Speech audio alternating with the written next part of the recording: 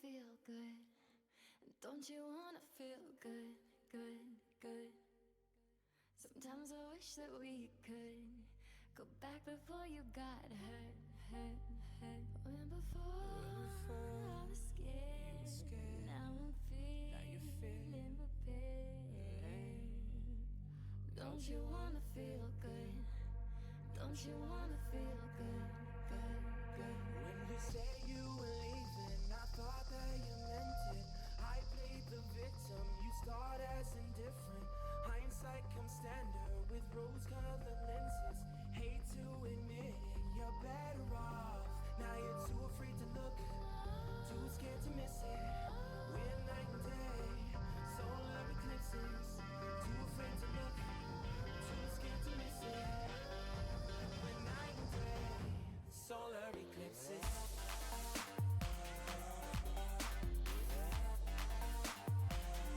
Solar eclipses.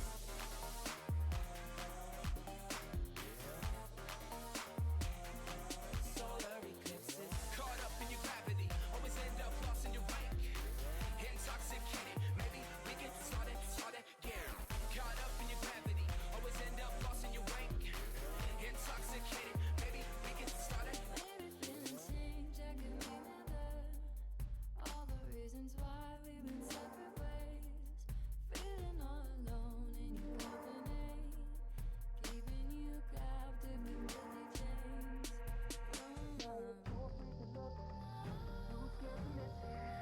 We're night and day, solar eclipses. Too afraid to look, too scared to miss it. We're night and day, solar eclipses.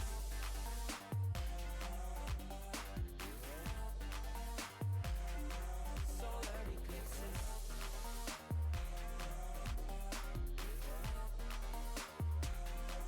Solar eclipses. Caught up in your gravity, always end up lost in your wake. Intoxicated, maybe we can start again. Caught up in your gravity, always end up lost in your wake. Intoxicated, maybe we can start again. Tomorrow we build, depends on the future we want, we can make it as real. Maybe we will, though, give up the ego. Making it feel good. Too scared to just let it go. Too scared to just let it go. Tomorrow we build. Depends on the future we want, we can make it as real. Maybe we will, though, give up the ego. Making it feel good. Too scared to just let it go. Too scared to just let it go. Caught up in your gravity, always end up lost in your wake. Intoxicated, maybe we can start again. Caught up in your gravity, always end up lost in your wake.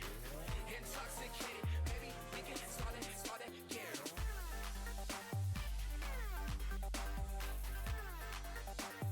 We can start again.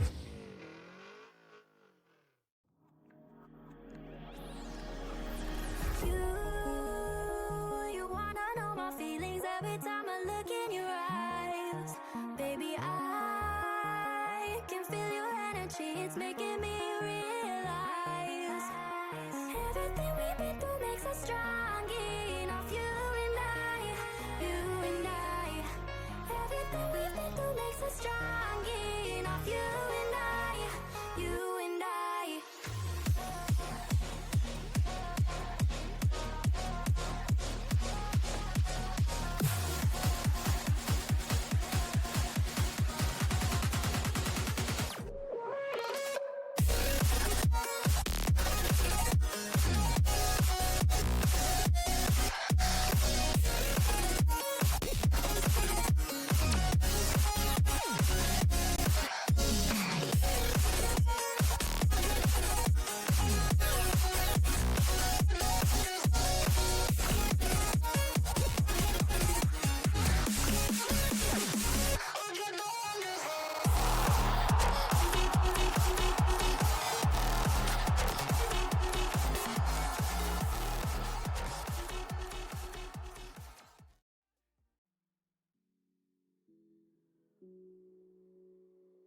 Welcome in, everybody. Welcome to RFDL.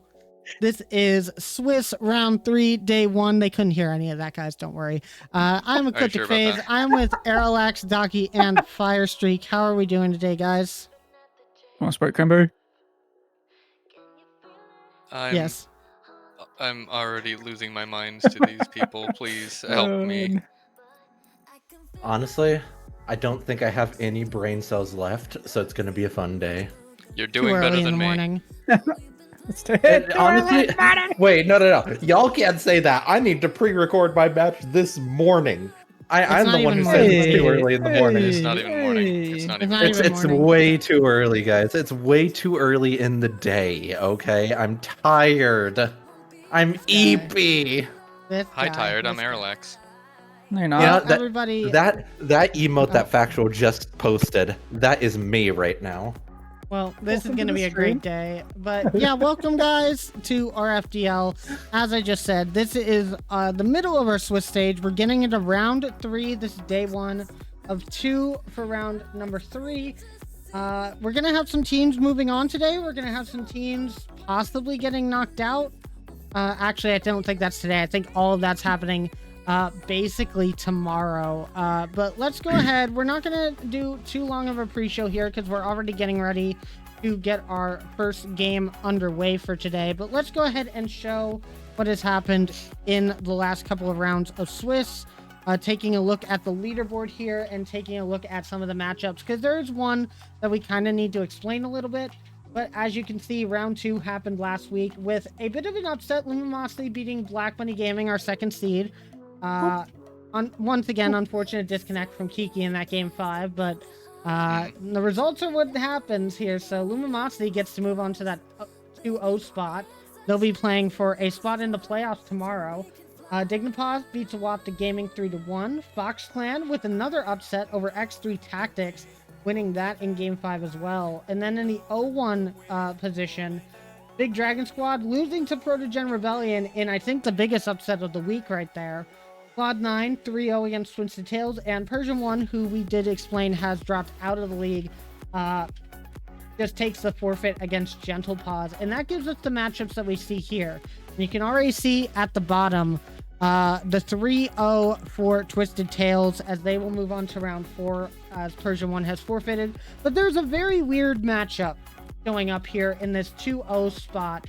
Fox Clan versus Big Dragon Squad. And kind of would like to explain that one a little bit for everybody wondering why Big Dragon Squad, who is a 0-2 team, now going up against Fox Clan, who is a 2-0 team. And me and some of the other admins have been looking at the Swiss, and we kind of figured out that the way that we had Swiss planned out was not going to work in the end. We had many instances of 3 teams only making it to round 5 and having a team that just doesn't have anybody to play against in multiple instances after round 3, because you're trying to get to 3 wins or 3 losses in this Swiss bracket, and that determines who moves on and who doesn't. And there were a lot of situations we were running into where, depending on results, teams would be moving on or staying in the Swiss way too long, and we wouldn't have enough teams to actually complete the Swiss stage. And we found out the only way to rectify that is to make sure that teams, either one team from the 2-0 and 0-2s get knocked out or move on, or 2 teams from each of those categories move on or get knocked out. And the only way to actually get to that is having a 2-0 team play an 0-2 team. So later on this weekend, you'll be seeing Fox Clan versus Big Dragon Squad. Either Fox Clan wins that match and Fox Clan moves on and Big Dragon Squad is eliminated, or Big Dragon Squad win that match and both teams move on to round 4 and still have a chance to play later on in the Swiss. We gave this to Fox Clan and Big Dragon Squad because Fox Clan is the lowest ranked out of the 2-0 teams, and Big Dragon Squad is the highest ranked of those 2-0 teams. So the big chance for Big Dragon Squad to give a bit of an upset to Fox Clan and mean that we're still playing for the second seed into week 4, which would actually be kind of huge. But Arrow, you also helped me kind of figure this out. Do you have anything to say about kind of how we determined these matches going forward? Really, all I can say is, like, we, like, speaking pretty much for all the admins, we know that how it is now is a bit of a mess. This is literally, like, best case scenario from what we had. Like, obviously, it's most definitely not ideal. Like, BDS is most definitely a very strong team, but going up against a 2-0 team is definitely not ideal for them. But this is literally the best case scenario that we could come up with, and it was really just a matter of just like picking the lesser of two evils. Yeah, I will agree. Obviously, I don't think it's the best matchup. I don't think it's the a perfect way for Big Dragon Squad to have to continue on. This is something that we'll be looking into next season. I think it's just the 12-team format with Swiss makes it very hard to make these matchups viable in the first place, and we kind of just saw this last second and we had to fix it, and this was the best thing that we could come up with for now. But this will be looked at for future seasons, and we will be looking to kind of make sure that things like this don't happen. As you guys know, we were supposed to do a whole nother half of league play, and it ended up turning into this Swiss based off of the manager's votes. So we kind of just ran with whatever the managers were most comfortable with, whatever they wanted for their teams, and they all wanted to do this Swiss. We did have another option for a different sort of bracket, but it was a little bit more complicated, and everybody kind of wanted to go with the Swiss. It turns out that it's just as complicated, but in a different way. But we're just going to continue on, and, you know, this is a league for fun. It's a league for titles. It's not like anything huge is on the line here, so I'm just hoping that the teams will have a fun match, no matter what happens. We all know that these players are very good, and we're just going to keep going and hope that next season we don't have as many problems going into the playoffs, and we'll just see what happens. As I said, Big Dragon Squad has a chance to do something really funny here and keep themselves alive against one of the top teams. So we'll wait for tomorrow to see if that's going to happen. But for now, guys, we do have 3 matches to show off today, and it is going to be all of our 1-in-1 matches. So we're going to be starting with X3 Tactics versus Cloud9, Awapta Gaming versus Protogen Rebellion after that, and finishing off the day with Black Bunny Gaming versus Gentle Paws. So the first match, X3 Tactics versus Cloud9, actually involves myself. So I'm going to be starting to get ready to get in with my team while the lobbies are getting set up. And I'm going to let the rest of these guys kind of talk over this next match with the rest of you. So I will see you all after this match has concluded. But thanks for sticking around, and we will see you guys, or I'll see you guys after this next match. Yeah, good luck, Fade. Best of luck, Fade. Alright, so who's talking first? So the game, guys, the game. It's going to be a game of the ages, okay? I believe it's yeah, we did just lose the game. But I think we got Cloud9 X3 Tactics to start us off. It should be a fun one. Who are you guys going to be looking out for in this match? What do you think is going to be like the X factor, as they say?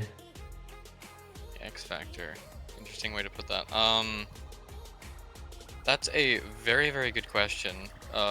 For both these teams, like, they can definitely be very, very solid, but there's also times where they've, like, kind of faltered a little bit. So I feel that it's really, really up in the air on who is going to take this. Because I honestly kind of feel that both of these teams are fairly similar in, like, how they're comprised. Because I believe we have, I think it's both Voltac and Shy on their respective teams being, like, the main shot putter. And then just a lot of just, like, support from the rest of their team on both sides. And I feel like it's really just going to be just a clash of like pretty much the same playstyle going up against each other. Yeah, I I think I agree with that for the most part.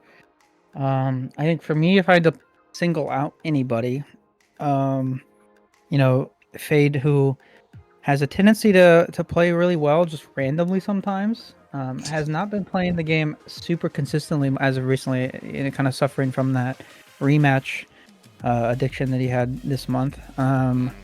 But weirdly enough, though, was able to play really well last week, even though on low hours. So it seems to me that the break that he's been taking has actually done good for him in his gameplay. So that could be really interesting. I think Fade kind of being that bridge for the team, not necessarily their main goal scorer, not really necessarily their main defender, but kind of just a presence in the midfield and someone to help set up and take shots and get saves when needed. That's kind of a big deal for them if he's performing well. So if he keeps up like he did last week, I think they could have a pretty good chance here. Obviously, they're up against it, but I don't think this is by any means out of their realm. I mean, well said, well said. But without further ado, guys, I think we should be going into the teams now. If Fate is okay with that. Hopefully he's got it going as he brings up X3 Tactics. And this is the revamped X3 Tactics roster comprising that's going to be Shy, Frosty, and Trico, who has definitely been a really solid squad so far. Potentially not quite as dominant as the old X3 Tactics roster, but definitely nothing to scoff at. They've been playing really well in this tournament, and I'm excited to see what they're able to do in this game. Yeah, I'm definitely very excited to see as well, because I believe, I don't know if I went up against them no, I don't think I went up against them in mid-season or any of that. I think I went up against them in like a scrim, like back when they just formed. And my goodness, they are a very, very solid team. And honestly, like on this team, my eyes are turning to Frosty in particular. Like I know they're one of the lower ranked players on the team, but they are so very solid, and it is terrifying to play against them.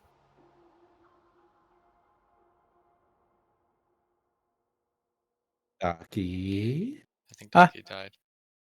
sorry, I was getting my Sprite cranberry. Oh my god. But the but the It's too early for that, Docky. It's too no, early. no. Every It's time's never too perfect for early. a Sprite cranberry. But I mean, this is a team like Erlich said. I don't think I've had a chance to ever actually play against this rendition of the team. Yeah, I haven't. What? They're scary. Oh, yeah. I've only been able to see them, when I'm watching them, but they've been consistent ever since the change. It doesn't seem like they've lost too much of a step.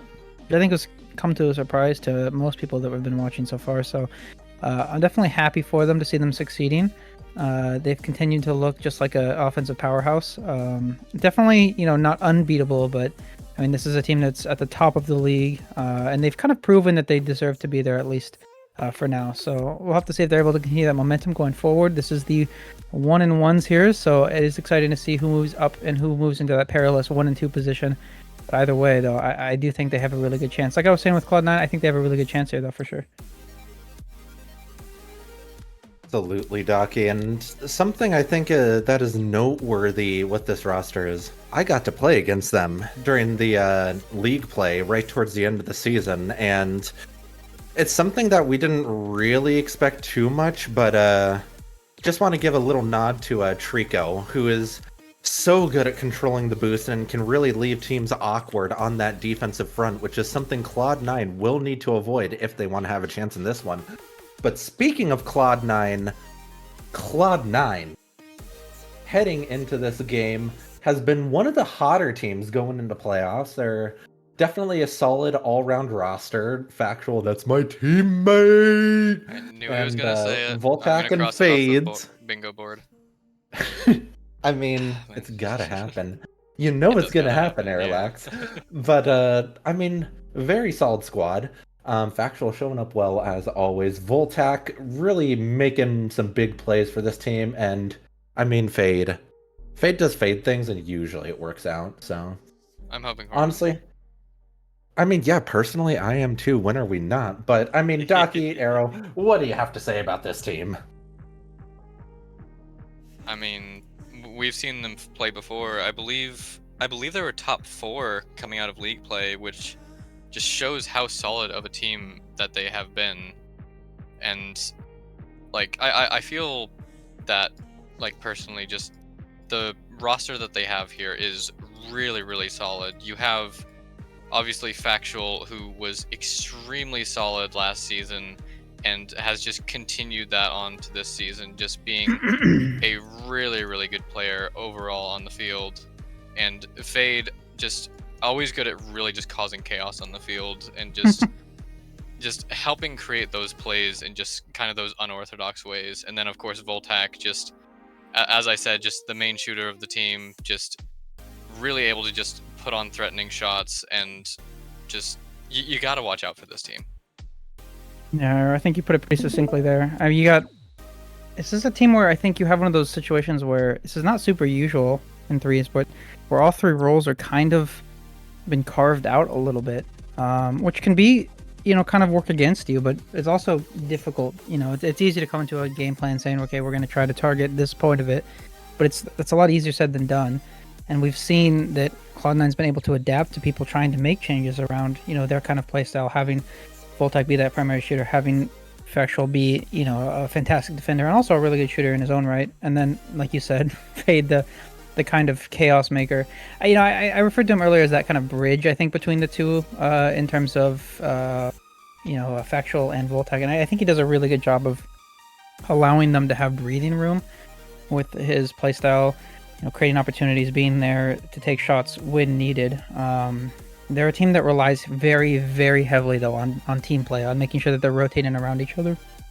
They can't really falter too much if they start to make those rotational mistakes, if they start to, creep up or not be as offensive as they need to be. That really is where you start to see those cracks. But as of recently, they have done a really good job of relying on each other, and I think if they want to win this one, they'll have to do more of that for sure.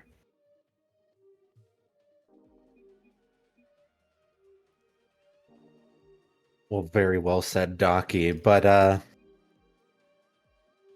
I think we have we're just getting the lobby set up here. But as we do that, predictions, guys. Who do you guys think is going to take this one? Docky, we'll let you go first.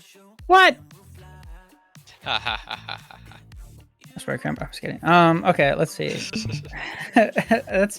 That's tough. This is a tough one. I think on paper, my initial instinct would be okay, X3 has the advantage here. They've shown more consistency in league play as of recently. However, I don't know. Voltac's been grinding this morning. He was on early warming up. Factual is always consistent, and Fade on that rematch, not playing the game buff. They've been playing well. They played well last week. They might be able to do it again this week. I'm gonna give it to them. I think it goes to 5. I'd love to see more game 5s this weekend. So I'll give it to Cloud9, but I think this is gonna be a really close series. Yeah, I think this is definitely going to be close overall.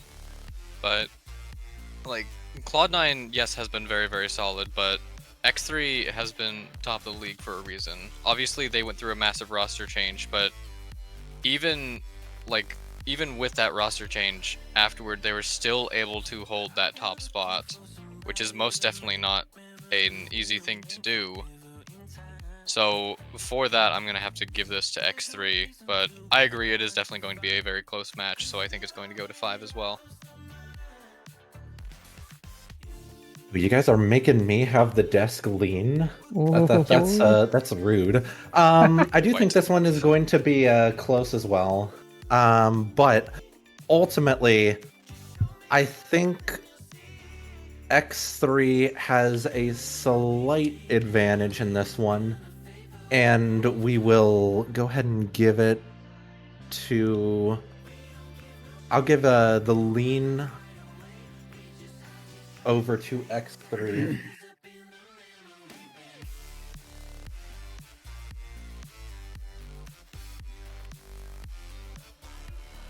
Guys, stall a little bit for me. Yeah, we're having issues as in per typical usual. typical Rocket League production, I'm getting told by the players that lobby was 2v2, even though it's forcing 4v4. So, Yay! Rocket League production, guys, let's go! RL production, woo! But NA yeah. production. I Yeah, mean, I'll with take how one. EU production has been lately, I don't even think we can say NA production anymore. It's just RL production, honestly.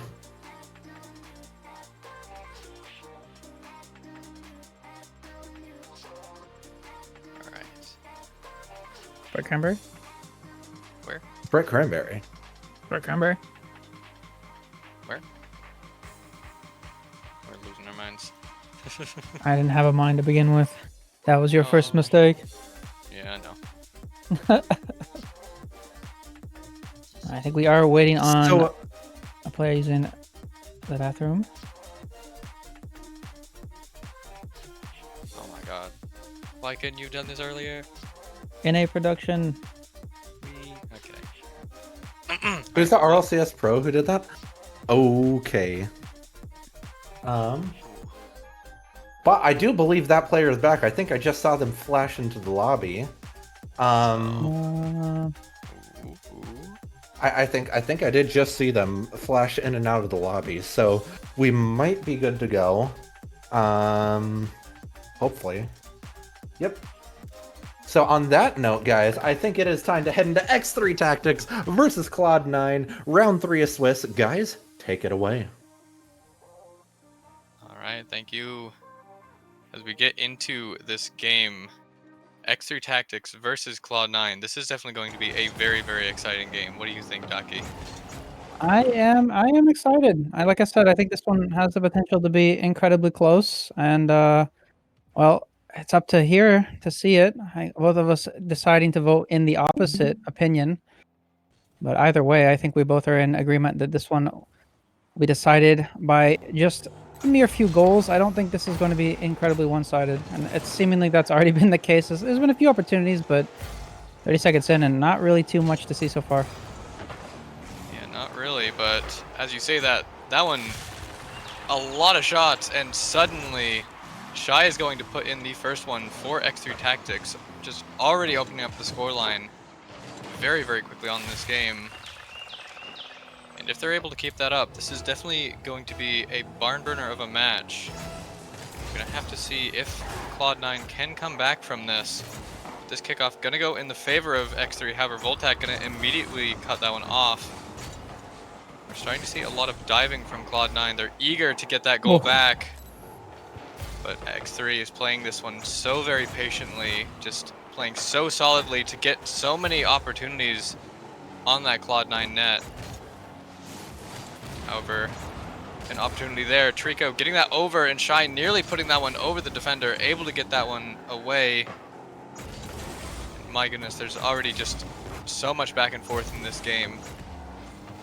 Yeah, and that I kind of spoke that first goal into existence there. Like as soon as I said that, there hasn't really been too much that literally happened directly after that. But yes, ever since then, it's kind of seemed to quiet down a little bit. As you said, there's a lot of scrambling. It feels like Cloud9 absolutely does not want to be playing from behind. It seems to be that they're a little bit uncomfortable having to find that goal. They just want to rush and try to get it forward. I haven't really seen too many opportunities though from the side of Cloud9. They've had a couple shots on net, but nothing really too dangerous. At least nothing that couldn't be really put into a less dangerous position from the side of X3. Although that is a really unfortunate team bump, but it goes off of the post. It's still dangerous. So I might have enough opportunity. Someone roll to the side, and I think that was Fade hits that one too high. In fact, not enough boost to really do much with it. I think if you're Cloud9 there, you kind of want that one back. Oh yeah, you definitely want that one back. 'Cause that would have easily tied the game if that one had gone in, but just it's just so unfortunate not able to capitalize on that perfect opportunity that they had. But Cloud9 still keeping up the pressure here, still trying to get that goal back in favor of tying up this game.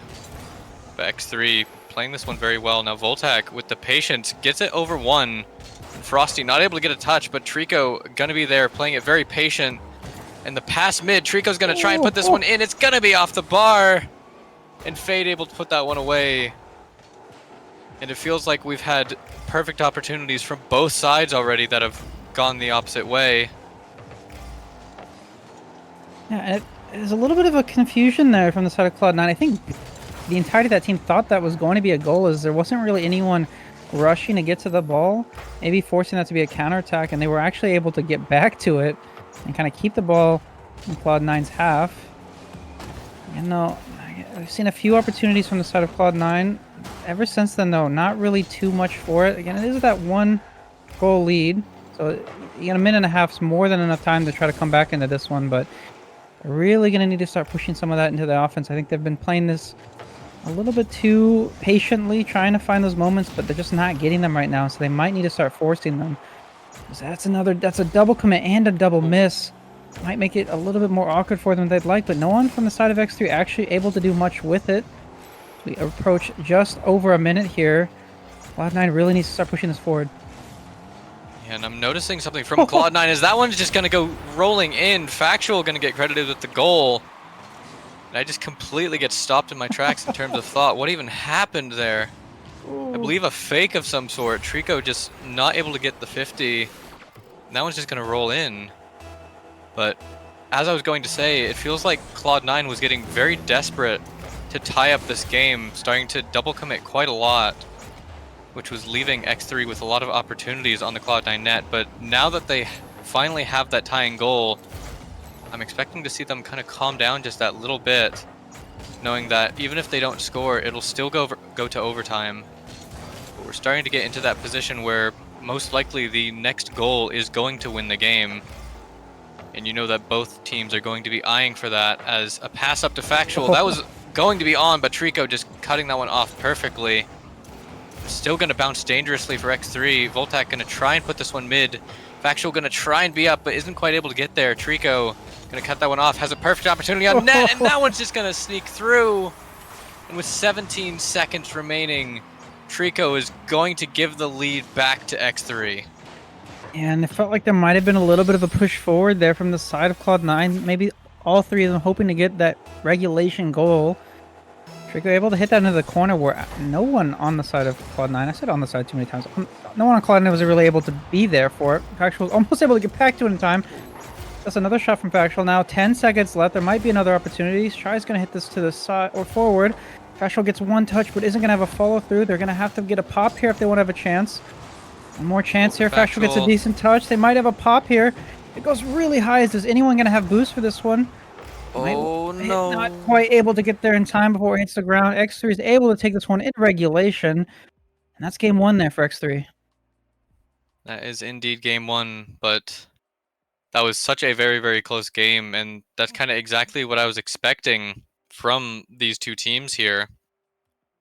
Because as I said, both of them kind of having a very similar sort of just play style for both of the teams, and I feel like that was just shown in spades in this match.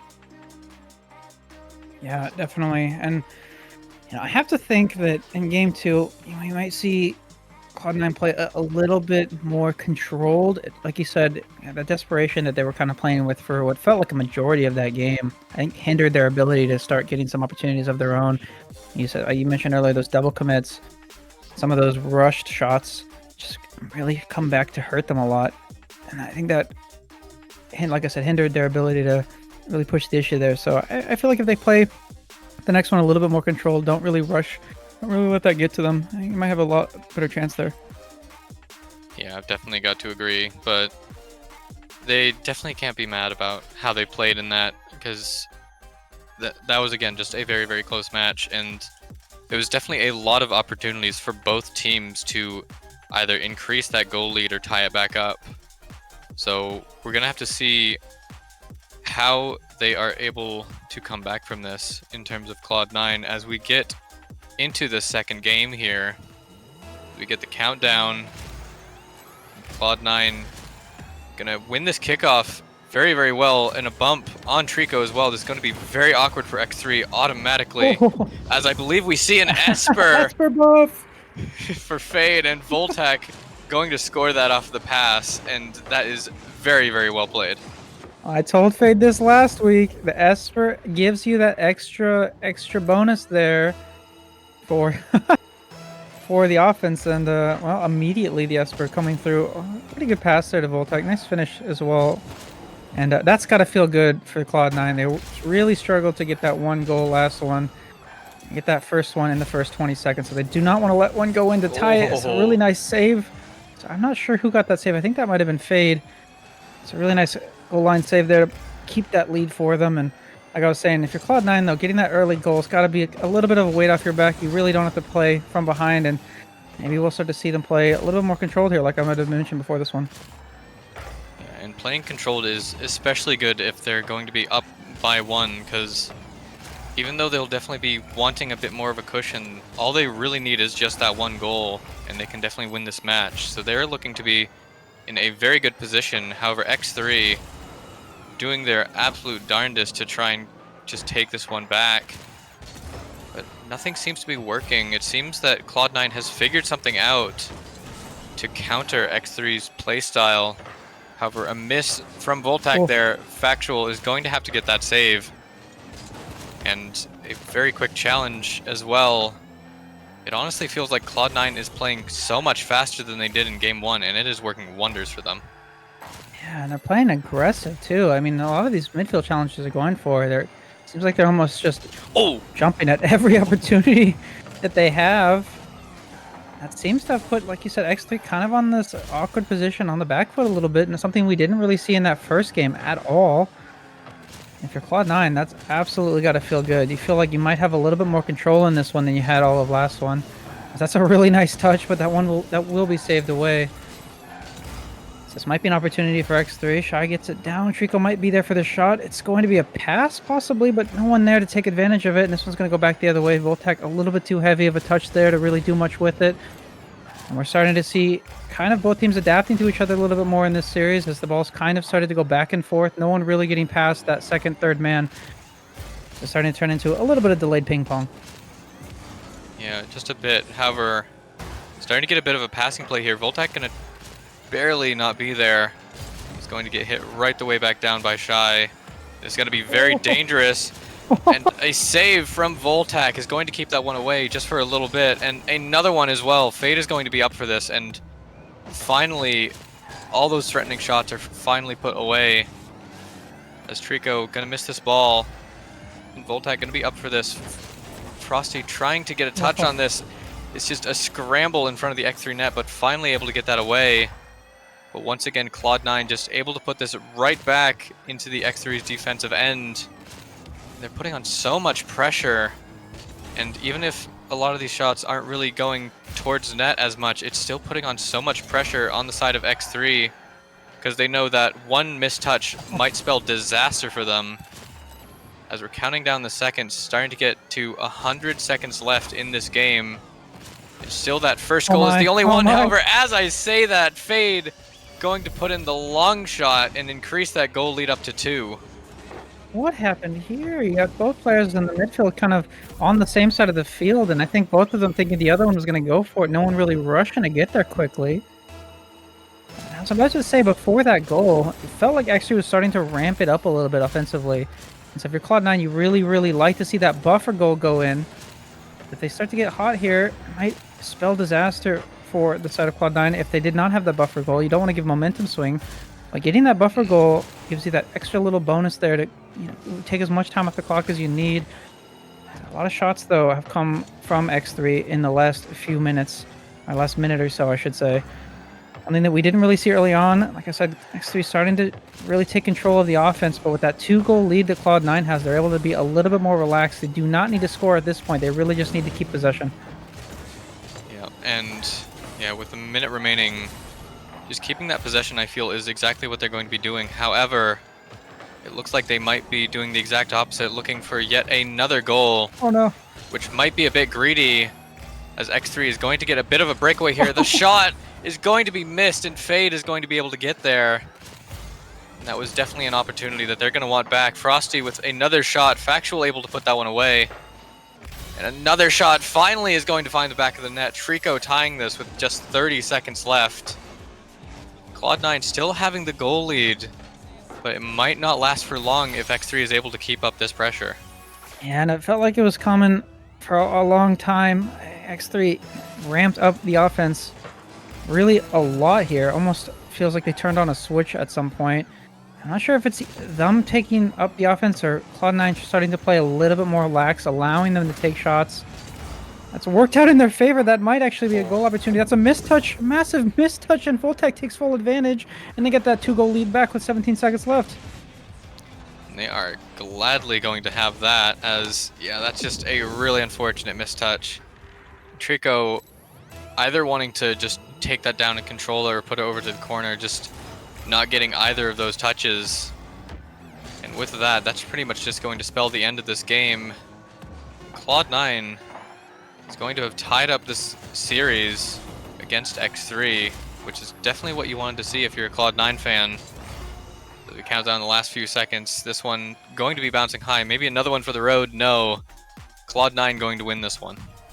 Well, Alex, we might have disagreed on who was going to win this one in our predictions, but we both predict this one to be close. And well, with now the series tied here going into game number 3, I think we both were right on that.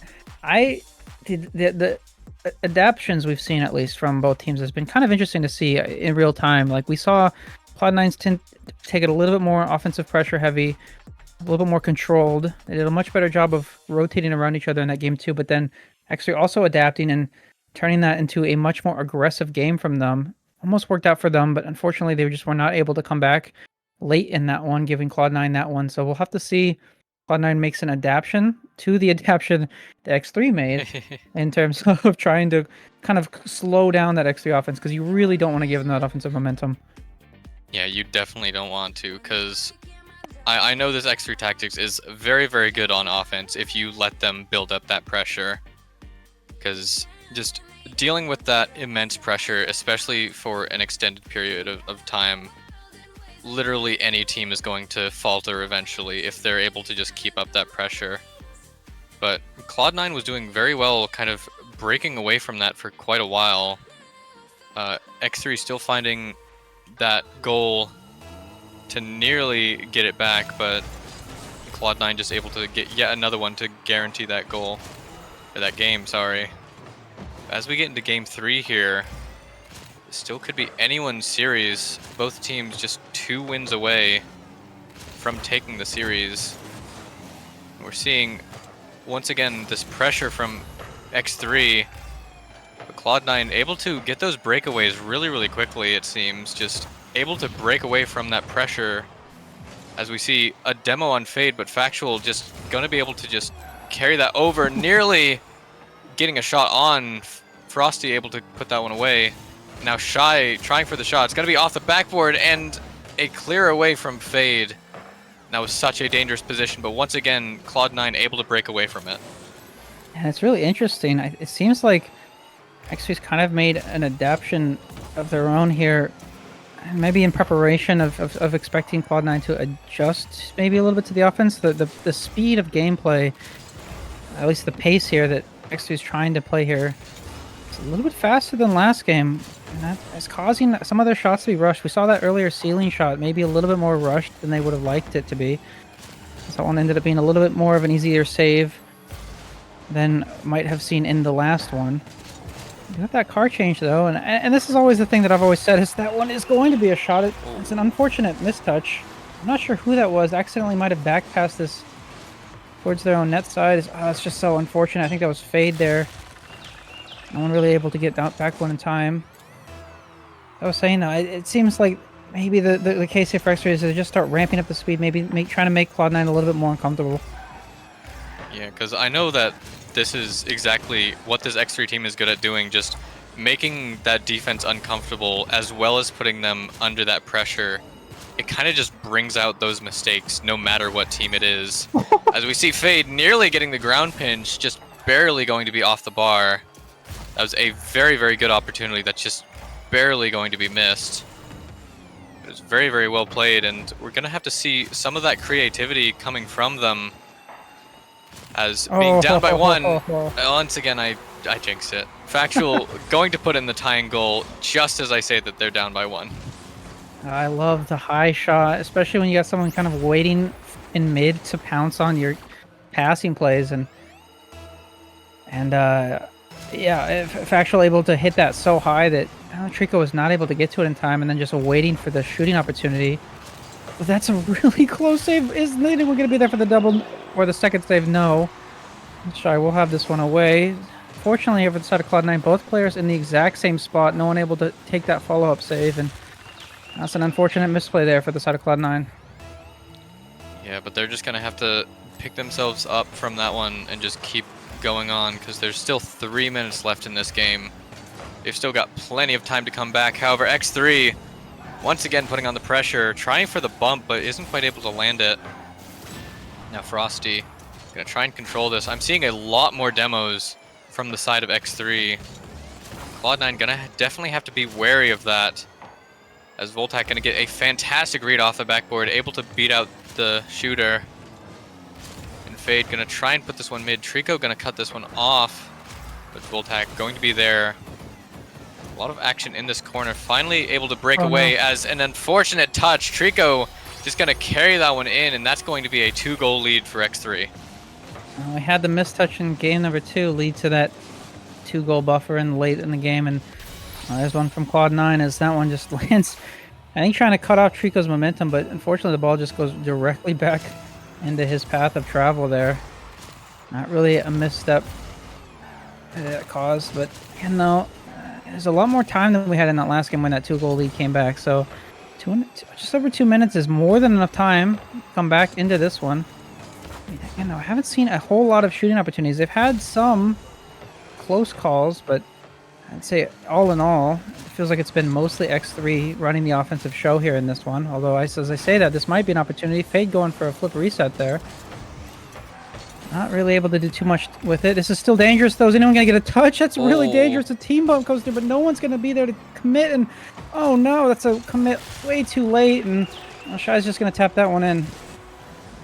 That is so very unfortunate, but very well played from X3. Just being able to just break away from that pressure and just turn it all the way back down to the other side of the field. 3 goals down. Cloud9 definitely looking to be in a dangerous position, but still not going to be out of it as Fade tries for the shot. Nearly able to get it. Now pass into the middle. It's going to be a little bit hard, but I'm seeing a lot more passing plays here. We're just going to have to see a bit more pressure kind of joining with that as Fade going to do exactly that and puts X3 down to just a 2-goal lead. That is a fantastic play, reading that off the back wall. Yeah, I'm not sure if that was an intentional fake. Regardless, though, it seemed to work as all eyes were on Voltac there, reading that off the backboard initially, and then Fade able to put that one away. But as you mentioned, it is cut down to a 2-goal lead, but it is still a 2-goal lead. It's not a 2-goal lead anymore. It is a 3-goal lead. That is a fantastic double from Trico here to get this tight angle. And oh wow! Well, just under over a minute. I think Cloud9 might have their work cut out for them in this one. Yeah, but if we know Cloud9, we know that they are definitely not going to give up, especially in such a dire situation. As we see Voltac trying to carry this one around, gonna get bumped for his efforts. Shy gonna try and put this one back. Fade gonna blast this one downfield. And Trico gonna put this dangerously in front of net, but no one from Cloud9 able to be there to capitalize. Coming up on about 50 seconds left. No one gonna really have control of the ball here. Just a lot of chaos in the midfield. It's finally going to break away. But Shy gonna try and get a touch over. Fade going to read this well. Trico putting that one over to the side. And X3 is playing this one very, very well here. Just putting this over to places where Cloud9 isn't. Just delaying those offensive opportunities as much as possible. That's all they're really gonna need, as once again a great clear from Trico. With 20 seconds left, 3-goal deficit, I'm pretty sure that this game is going to be over as well. I started coughing as soon as you went over me. But yeah, I do fear that you might be right there. Which means that at this point, the game, or at least the series, has gone back and forth.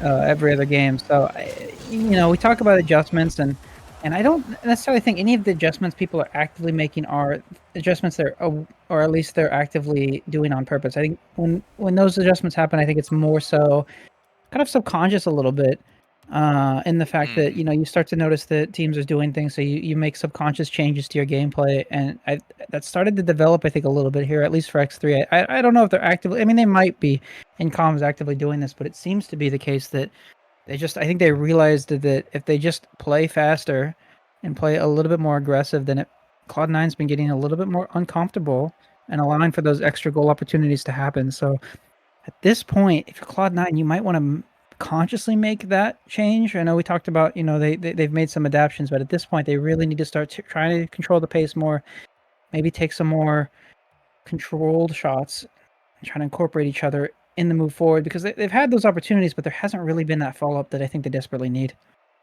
Yeah, and as you said, like, that follow-up is definitely what they're going to need, as going into this game for X3 is going to be on a double match point situation. So Cloud9 is definitely going to have to try and figure out something here, because just laying down and taking it is definitely not what they're going to want. But as we move over to Forbidden Temple, we're just going to have to see if they are able to adapt to what X3 is throwing at them, or if the offense from X3 is just going to be too strong.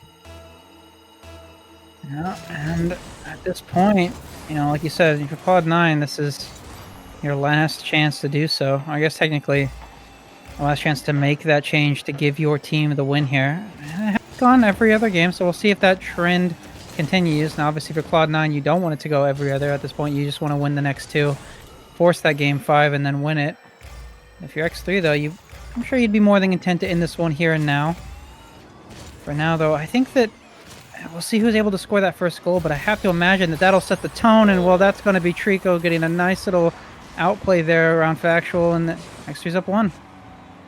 Yep, and that is all it took there. Factual just rotating front post, definitely not in a position that you want to be in, and tried to make the best of it, but just wasn't quite able to get up fast enough for that ball.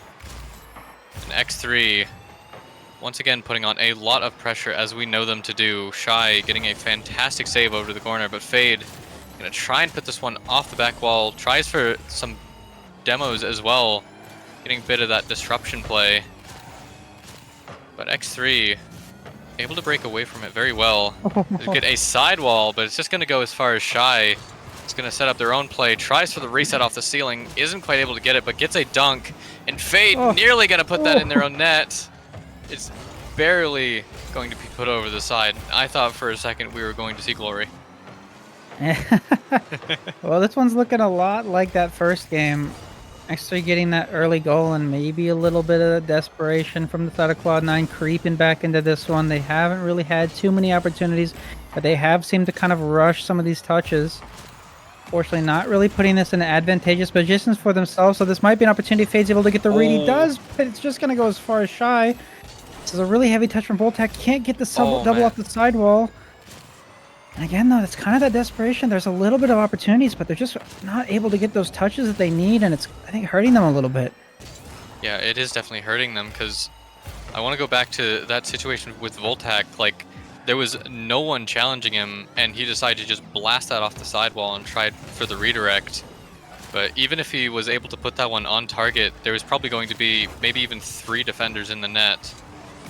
And I feel like that's really just showing kind of the mentality of Cloud9 right now. They're just being far too desperate, trying to push themselves that little bit too much. They need to just kind of calm it down and just play it a little bit more controlled.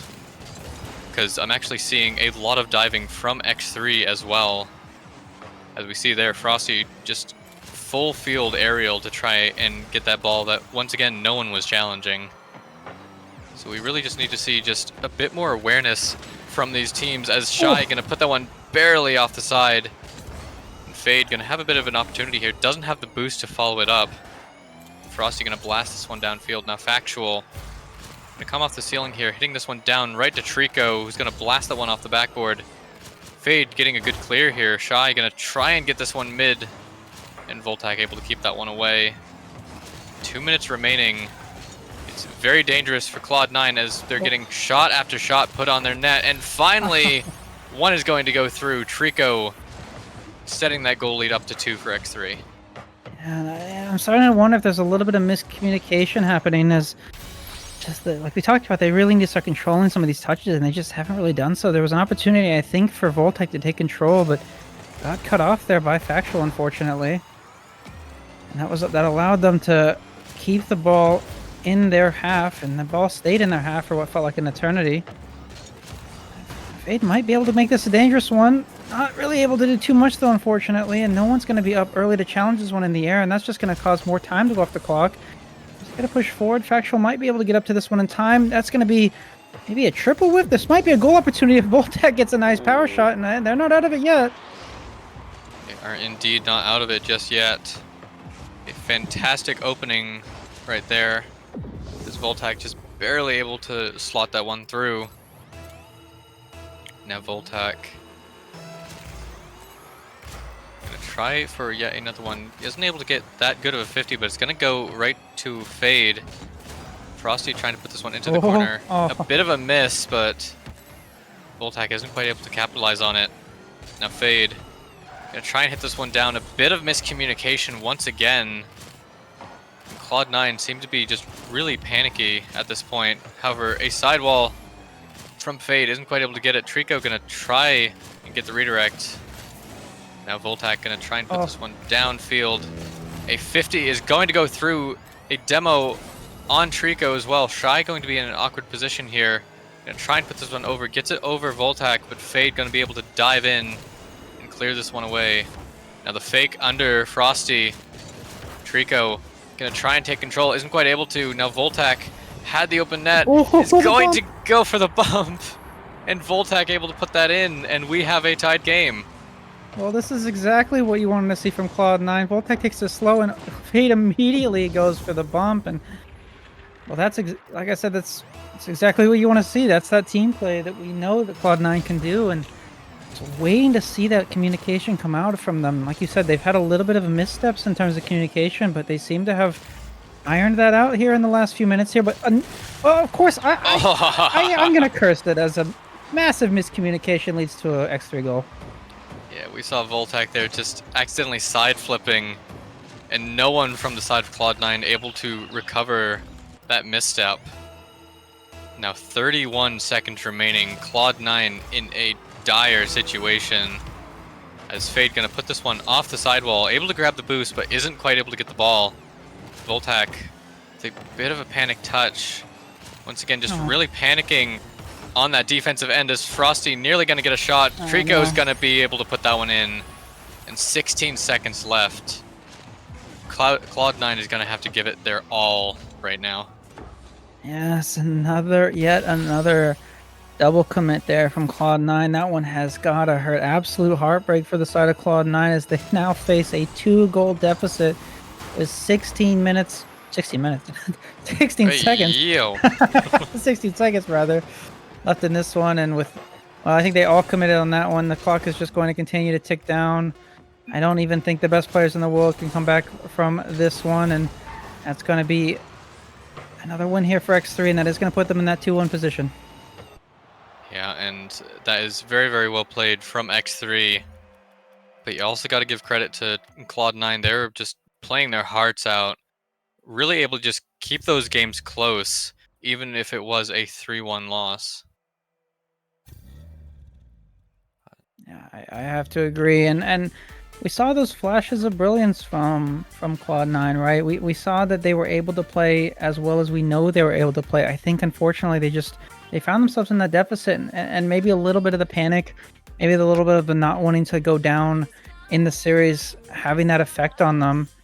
And unfortunately, I think that came back to bite them a little bit. But regardless, they did play their hearts out, like you said, and I think they have a lot to walk away from that series happy about. Yeah, they definitely do.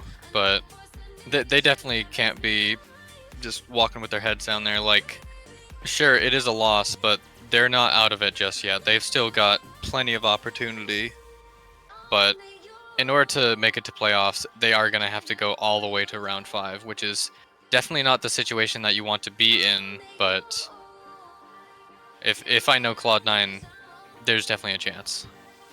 Yeah, I definitely agree, and like you said, it is part of the Swiss. I mean, you take your wins and your losses in stride, and you just move on to the next round. And they're not out. You know, they're only 1-2, so that, like you said, they have to take it to round 5, but they still got more games to play. So they've got a lot more Rocket League to play. At the very least, one more series, and I think if any team can bounce back from that loss, it is going to be this Cloud9 team. They've shown that they can play extremely well, and we know that they can.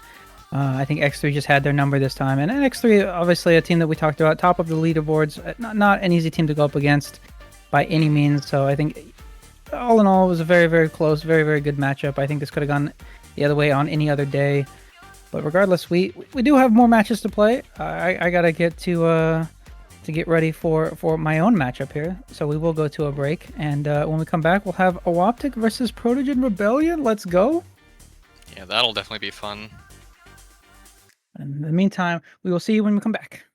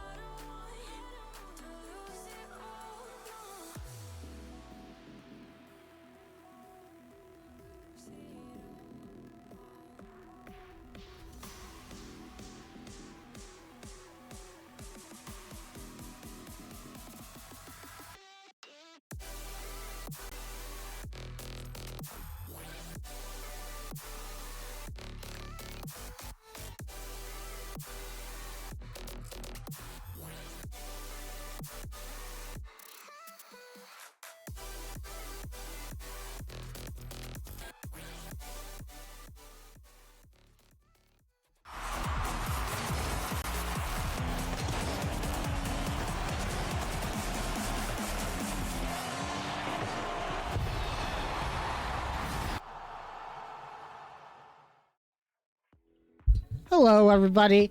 We are back with more RFDL Swiss action. I'm Ecliptic Fades, and I'm here with Arilax, and Firestreak is around as well, but I don't think he's quite at his desk at the moment. So, I'll pose this to Arilax. What did you think of the last series? I thought it was a really, really good series overall, honestly. Like, there was so many opportunities from both sides, but X3 just able to just keep up that pressure, and I'm sure you were able to just feel that pressure in the game, Fade. Oh yeah, I mean, as much as I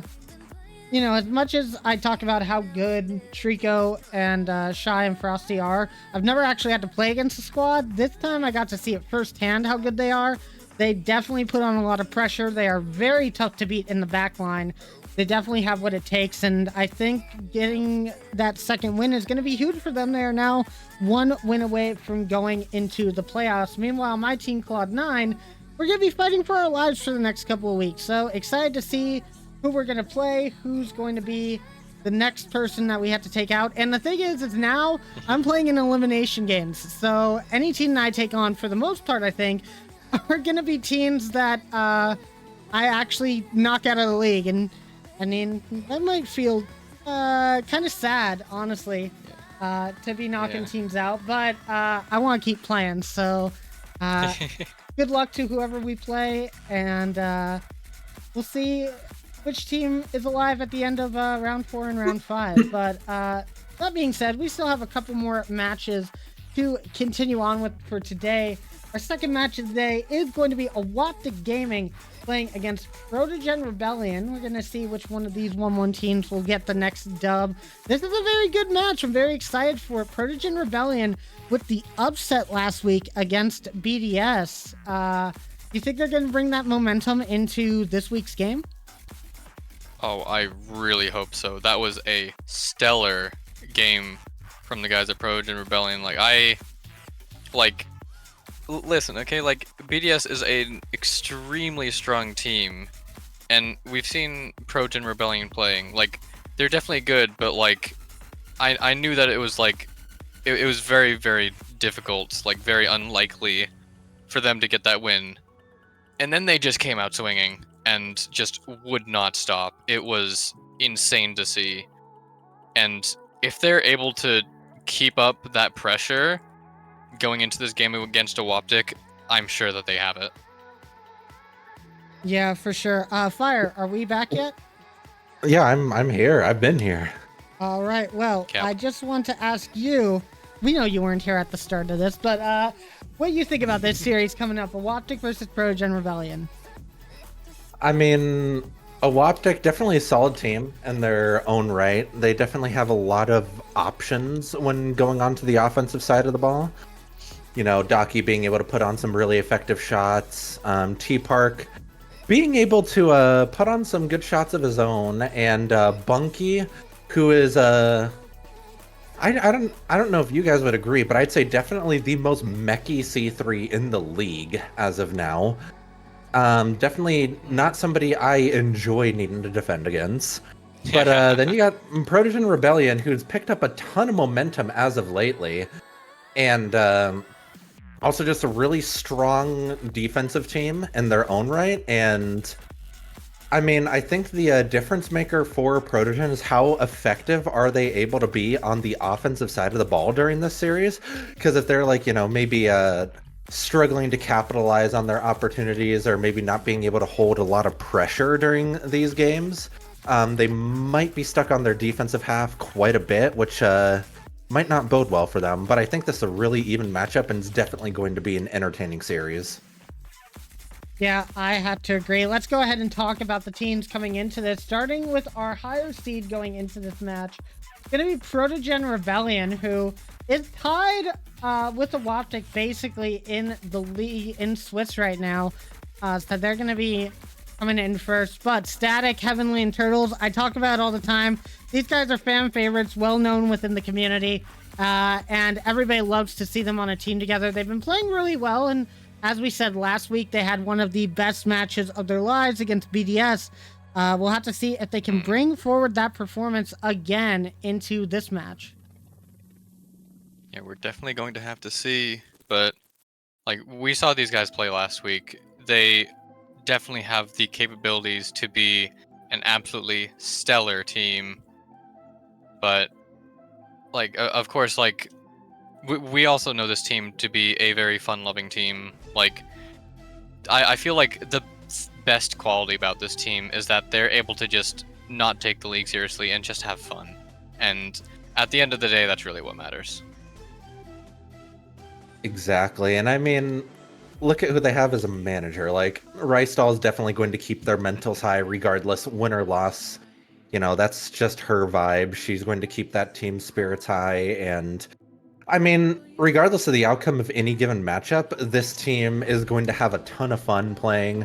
And they're going to go out and, you know, just have a lot of fun in the league. So, I mean, it's what we love to see. I mean, Static, goated. That's my teammate from last season. We love to see it, as always. And, you know, Turtles and Heavenly, both absolute goobers in their own right. Definitely solid players, too. And we'll need to see how they're able to put things together this week.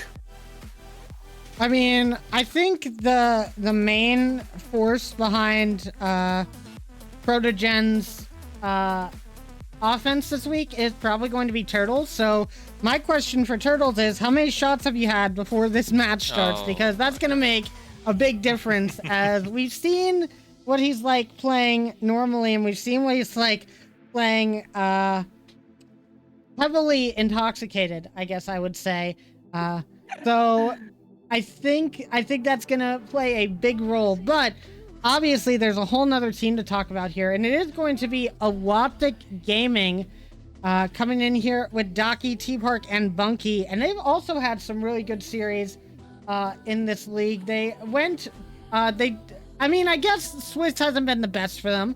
They got the forfeit against BDS, and then they lost 1-3 against Dignipause, who is a very tough team to beat. But now that I'm looking at it, both these teams have now technically beaten BDS. So this is going to be like the titans of that matchup, I guess, coming up against each other. That is definitely fair, but yeah, this is definitely going to be very, very interesting, because we saw Bunky only recently being put on the team, but just Bunky is absolutely terrifying to play against. Like, I think I mentioned this last week. I had the opportunity to play with them, and like literally every single time they like go up into the air or put a shot on net, it's like every single time I was like, this guy's not Z3. Like, come on. Yeah, I I think... said before. Oh, sorry. What were you saying, Fire? Fade. Oh, I was just gonna say, you know, Bunky, most mechanical C3. He can pop off and have some really insane shots, ones that are very difficult to defend against. But then Daki and T-Park also being on that team, kind of being the consistency members of those teams. Definitely a tough team to go against. So, I mean, I always love seeing these guys play, and I'm looking to see if they are gonna bring their A game this week. Yeah, I was just going to talk about Bunky as well. He's only been in the league for a very short amount of time, but in that short amount of time, he has really shown up and produced a level that I was not expecting to come from them, and it's very nice to see. And Awatic Gaming, they had a pretty rough start to the league in league play. They've had a few different team members throughout the season, and Bunky has seemed to mesh with this team really well, and it's nice to see that Awatic is finally getting a little bit of a win on their side, you know, just finally having something go for them. Bunky is playing out of his mind. It's a really good pickup for the team. I definitely am excited to see with this match what they can do against Protogen Rebellion, but it's going to be a tough match either way. I think both teams have a very good potential to take this one. So with that being said, I'm going to go to the rest of the casters here and ask predictions for the match. I mean, Arrow, do you want first or me? I'm definitely going to take first, because, like, I'm going to be completely honest, like, I'm a Protogen, why can't I rep Protogen Rebellion? Like, especially with how they played last week, my goodness, they were such a strong team. just I feel like if they're able to bring even like a hint of that energy going into this match, there's no hope for Awoptic. Give me X3. X3. What? No. Give me Progen and 4. Dang. Don't. You still thinking about my match? I am still thinking about your match. Yeah. Honestly, listen, kind of okay, cringe. I don't have much memory in here. Okay. Intel Atom processors, L plus ratio. Not gonna lie. Okay. But nonetheless, I mean, you know, Static, my goat, Turtle's a very solid player, and Heavenly, honestly, potentially one of the most improved players in the league this season. However, this Awoptic squad has just been really solid lately, and I've been liking what I've been seeing out of them lately, so I think I'm going to need to split the desk, make sure we don't get any cast or curses here, and opt to vote for the squad of Awoptic on this one. You know, I got faith in our fellow caster, Daki, and I think he's about to pop off this match. Well, I mean, obviously, I would love to vote for Awoptic here, but I mean, Arrow is right. Did you see Protogen last week? They beat BDS, one of the top teams of the league. That takes a lot of skill, a lot of dedication to the game. Also some luck, and some luck was definitely on Protogen Rebellion's side. And I think that continues being the case. I do like what we've seen from Awoptic, but they have gotten a forfeit, and then they lost against Dignipause, which Dignipause, extremely well-talented team, a lot of high-level players on that squad. They're definitely going to be tough to beat. I do think if Awoptic is going to take this one, you're going to have to take a look at Bunky. I want to see a very good performance out of him along with the rest of the team. T-Park and Daki already have the chemistry. The real question is, can Bunky mesh with them and create a very strong offense and defense rotation for that team? But we'll have to watch the game to find out, guys, and these players are ready, so let's get right to it.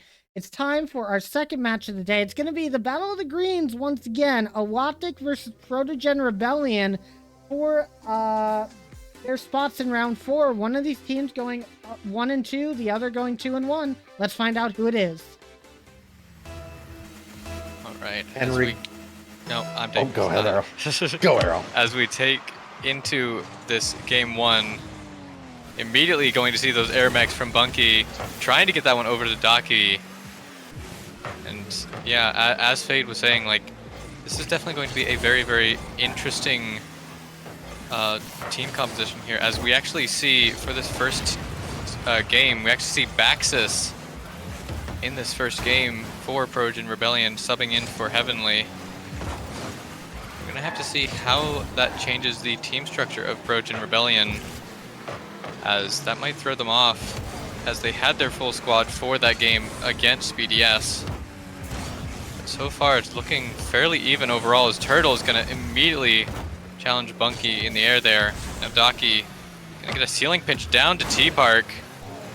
He's barely gonna put that one off. Now Static gonna try and take this one around. Gets it past one, but Daki is going to be there. So far in the first minute, we've seen so much back and forth, but no real opportunities yet. However, as I say that, so many shots going off. That one's yet again. Those posts just getting absolutely abused on the Awoptic Gaming side. Yeah, and that's what I was saying before. I want to see Protogen Rebellion taking advantage of their opportunities, and that's definitely one that they will want back. But Turtle's taking a shot on net, and almost as if to shut me up right there. Turtles immediately puts one in, putting Protogen Rebellion up by 1. And I mean, Arrow, do you think he's listening in on the stream? I mean, maybe. I wouldn't be surprised. But I mean, definitely. But as we head into this kickoff, Daki is going to win it, but Static's just going to take control. Bunky, trying to pop this one high, is able to get it over Static, but Turtles is going to be back for the save. Daki pressing the issue forward, Turtles clearing it to the side as T-Park gets a awkward touch, and I mean, so far Progen Rebellion is looking pretty good with all this pressure, Arrow. Yeah, but as you say that, Daki just gonna immediately get the bump on Turtles, and that is a fantastic play. We saw Bunky actually getting a flip reset past one, and then Daki just beating out Static and then getting the bump on Turtles as well. Very, very well played from Awoptic to tie this one back up. With 3:09 remaining, still plenty of game left to go as Static going to win this kickoff, but it's just gonna go as far as Daki, who's gonna blast this off the backboard. Turtle's gonna get a good touch, a bit of a double commit there. Once again, Baxis just being introduced to the team, so definitely not going to have as much chemistry as Heavenly would. But still playing this very well as Turtles gonna try and receive this pass from Baxis, but Daki off the pass from Bunky is just going to score that one right the way down the field. And suddenly Awoptic has just taken control of this game. Yeah, Awoptic is looking really good right now. I'm liking to see them hitting each other on these passing plays and really coordinating well together as a team. And that combined with some early offensive mishaps on the side of Protogen Rebellion, I think that might favor Awoptic going forward if Protogen Rebellion isn't able to up their offensive game a little bit. Now, Static and Turtles double committing on that a little bit, but Baxis going to be back to get a challenge in on T-Park. Now, the ball getting pressed into the Awoptic side. Not really much happening for Protogen Rebellion there as the ball gets cleared out and Turtles is going to need to take possession of this. Turtles advancing the ball down the field on the sidewall, trying to get a shot on net, but that's going to be a relatively routine save for Daki, as Static is going to need to get the follow-up. Turtles trying to put a shot on net, unable to do so though, and that's just going to allow for the ball to fall to midfield, but Protogen Rebellion pressing on the offensive side of the ball. Now, Baxis trying to get the shot on. Turtles tries to put that one home, but is going off the post for the second time this game. And, I mean, Arrow, this seems to be a repeating pattern almost at this point. Almost, but Protogen Rebellion definitely getting a lot of opportunities on the Awoptic Gaming net, as that one is just going to hit off the bar. And Awoptic Gaming definitely going to want that one back, as if they had that one, that definitely would have been a lot more difficult for Protogen Rebellion to come back. Now Static trying to put this one downfield. Turtles trying to get a controlled touch. Daki able to take this. It's going to be off the bar again. My goodness. I'm starting to wonder if Awoptic might have just messed with the posts earlier before this game, as so many shots have gone off the post so far for Protogen Rebellion. I mean, yeah, sometimes you just kind of get one of those shooting bugs where it seems like you're putting the ball just almost on target, but it just can't quite fall for you. And we're almost seeing a bit of that from Protogen Rebellion, unfortunately for them. But now we see Bunky going into the air with full boost. This is a dangerous position for any team as Bunky gets the reset, but Static is going to be there for the save. T-Park putting it off a backboard. Daki missing the shot right there as Baxis is going to advance this one forward with no boost. Turtles trying to put that one on net, unable to do so though, as it just barely gets over Static. Turtles going through the air, just a little bit of time left, and that's a great save by Bunky, showing off that mechanical confidence on that one. As the clock ticks down to 1, they're going to need to keep this one alive. Turtles trying to do so, but it's just going to get dunked by Daki, and that's going to put an end to game 1, which was relatively even. Protogen Rebellion definitely had the opportunities, but this one's just going to fall in favor of Awoptic. That was very, very well played from both sides, but Protogen Rebellion definitely had a lot of opportunities there. I think I was counting like 5 or so shots that just went off of those bars that really should have been going in. But either way, they're getting a lot of opportunities, and that's definitely what they're going to need going up against this Awoptic squad. As getting those opportunities, just as soon as those are starting to be put on target, I feel like we're just gonna be seeing this team just absolutely pop off. Yeah, they definitely have the pressure, which for a lot of teams is tough to establish, but they really seem to have that part of it down. They just gotta maybe be a little bit cleaner on those offensive rotations to be in positions to capitalize on that pressure that they're getting. So, I mean, hopefully they're able to do so because we want to see this series go to 5, and I think they're going to need to do that in order to force a Game 5 in this one. But we will need to see if they're able to do. And Arrow, I mean, what are you going to be looking to see from this Protogen Rebellion side to maybe keep all their members involved on that offensive side of the ball? Yeah, but I feel honestly that, at least for the side of Protogen Rebellion, if they just keep up what they're doing, eventually it's gonna start clicking, and those shots are gonna start being put on net. As we move over into game number 2, Static with a massive pinch, and Turtle's immediately gonna be there, and it looks like Protogen Rebellion is finally finding how to put those shots on net. Yeah, that's a really good pinch by Static and a great follow-up by Turtles just to be in the perfect position to put that one home. And I mean, Parallax, I think I'm seeing we have Heavenly back in this game, so Heavenly must have just maybe have gotten to the match a little bit late, and they ran with Baxis in the first game, which did not work out too poorly for them, honestly. So kudos to Baxis for being able to step up for Protogen Rebellion in Game 1. But now Heavenly back is able to advance this ball forward. Static with the follow-up, but Bunky is going to get a good 50.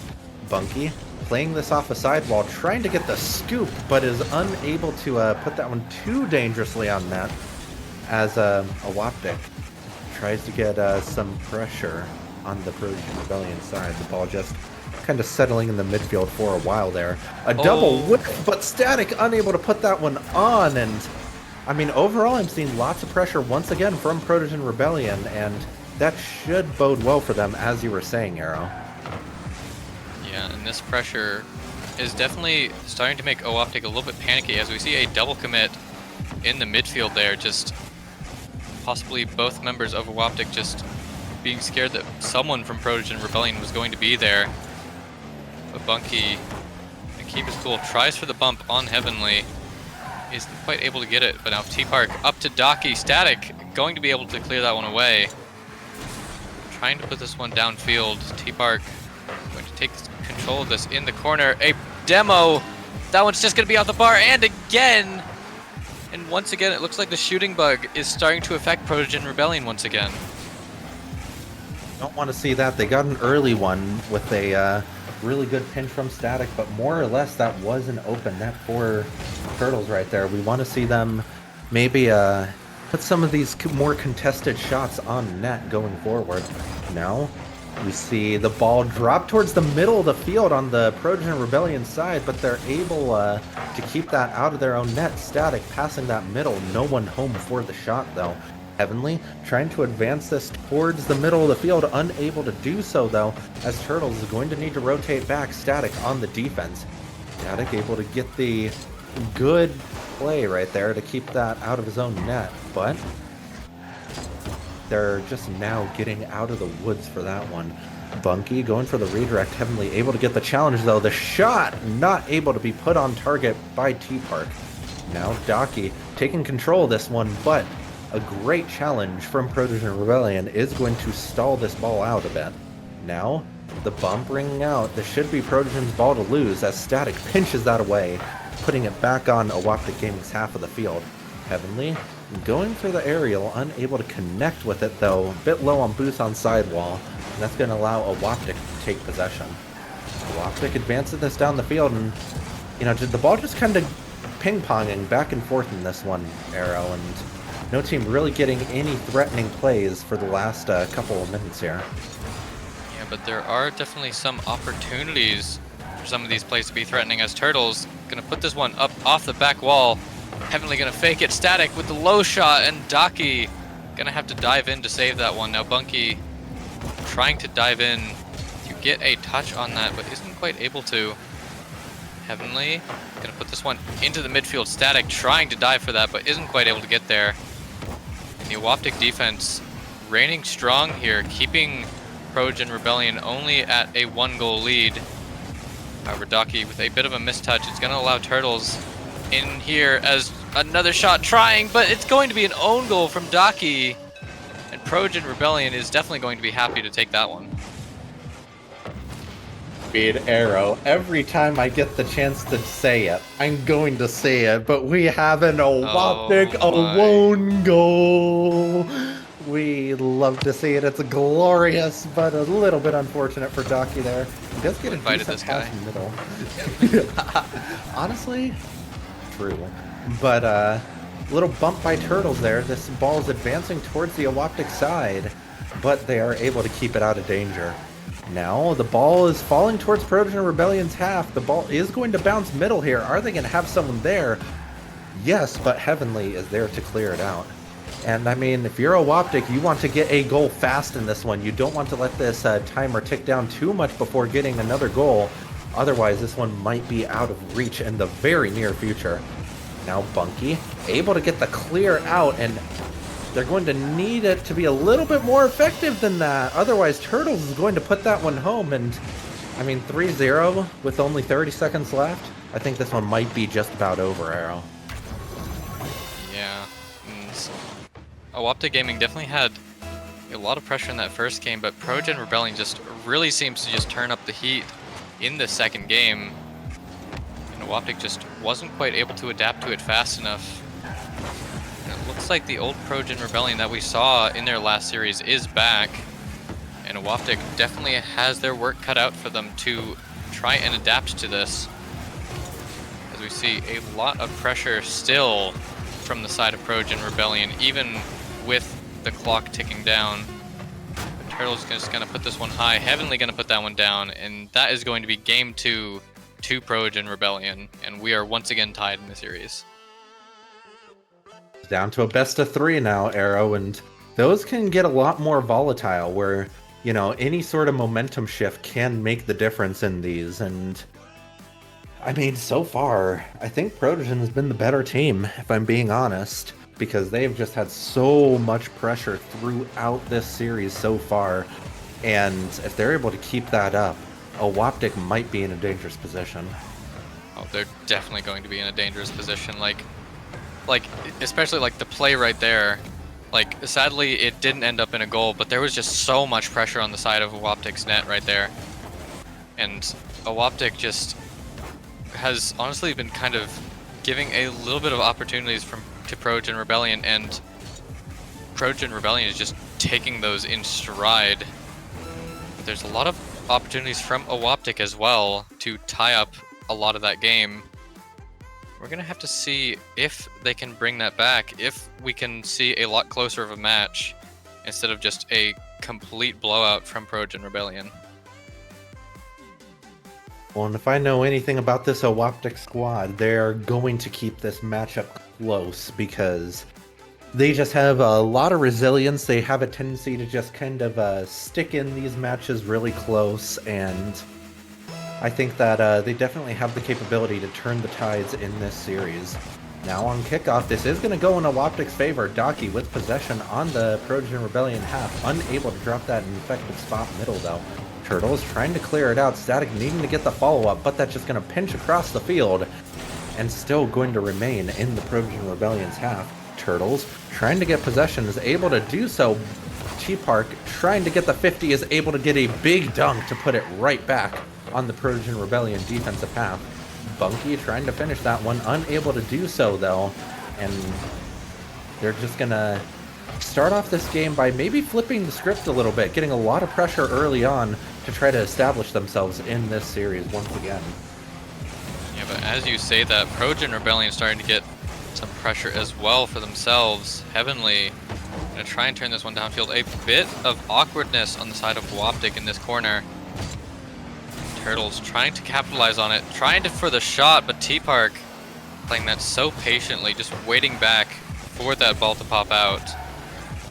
Now Docky gonna put this one over Heavenly. It's gonna bounce awkwardly. Turtles slamming this one across the field and is able to get the follow-up, but once again T-Park is playing so patiently on that back end. And it feels like T-Park has just been keeping up that consistency on that defense that is keeping Owaptic in this game and keeping Progen Rebellion from scoring a lot of the opportunities that they're getting here. Like this one right here, as Docky going to clear this one away. Static trying to put this one up high, but Bunky going to clear that one away. And Trojan Rebellion, while getting a lot of opportunities, just cannot get by this Awoptic defense.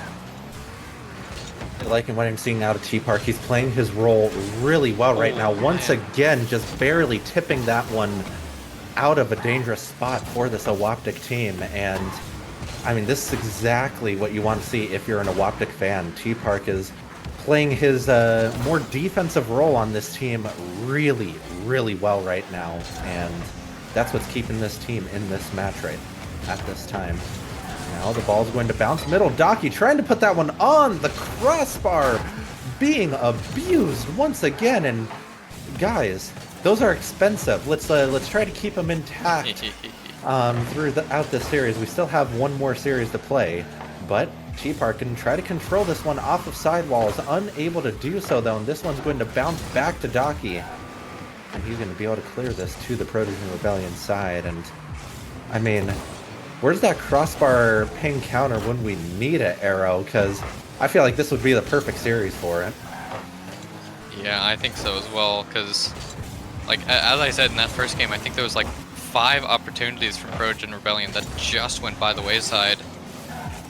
And I really wish we had that counter up as well. As Static going to clear this one downfield. It's going to be off the side, trying to put this one mid, but Daki going to dive in and get that save. And a bit of an opening here. I'm gonna put this one high, and once again it's going to be off the bar. And my goodness, I don't know about you, but we might need to get some people in here to just rebuild those bars, because I feel like they're going to just crumble under all of the hits that they're taking. Some games are like that, as we see Turtles get a fantastic save on his back line.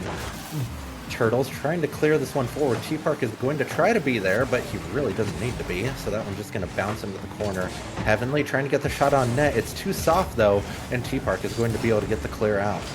Bunky trying to take a little bit of a clear there, and he's able to do so, but I mean, it seems like, you know, we were saying Protogen Rebellion had the shooting bug early on in the series, but I think both teams are kind of getting a little bit of it, and it has to seem at this point, with the game being less than 1 minute left, whoever gets the first goal in this game is probably going to take the game. Because with how both of these teams are playing right now, it's very defensive heavy. Now, Static trying to play this to the side, 30 seconds left, and we might get an overtime in this one, Arrow, which would definitely be really entertaining to see. Yeah, it definitely would be, and with how close this game has been so far, as T-Park once again getting a fantastic save. Like, we've had so many opportunities, and I feel like just a bit of a reset in overtime is really what these teams need right now, as so many opportunities just barely hitting off the bar. As we're gonna hit 0 seconds, and we are going to have overtime 0-0. And my goodness, this is starting to be a very close game. It really is, and I mean, for these games that are much more high rank heavy, you know, half of this lobby being GC2 or up, and 2 out of the 3 that aren't are still GC1, very capable players. Most of the time when we see this sort of situation with really consistent teams, we see a lot more shots being threatening, but neither team quite being able to find their footing so far in this one, as the game kind of just ping-pongs back and forth. This is a dangerous shot, though. Heavenly gonna need to be there, and a great save from the Champ 1 in the lobby. Heavenly, at least listed as Champ 1. I think he's gotten Champ 2 since then, so definitely a very strong player. Team bump. Own right, and definitely a team bump there. Maybe an opportunity that's fallen by the wayside right there, but 1 minute into this game, and neither team any closer to cracking the defense of the other one.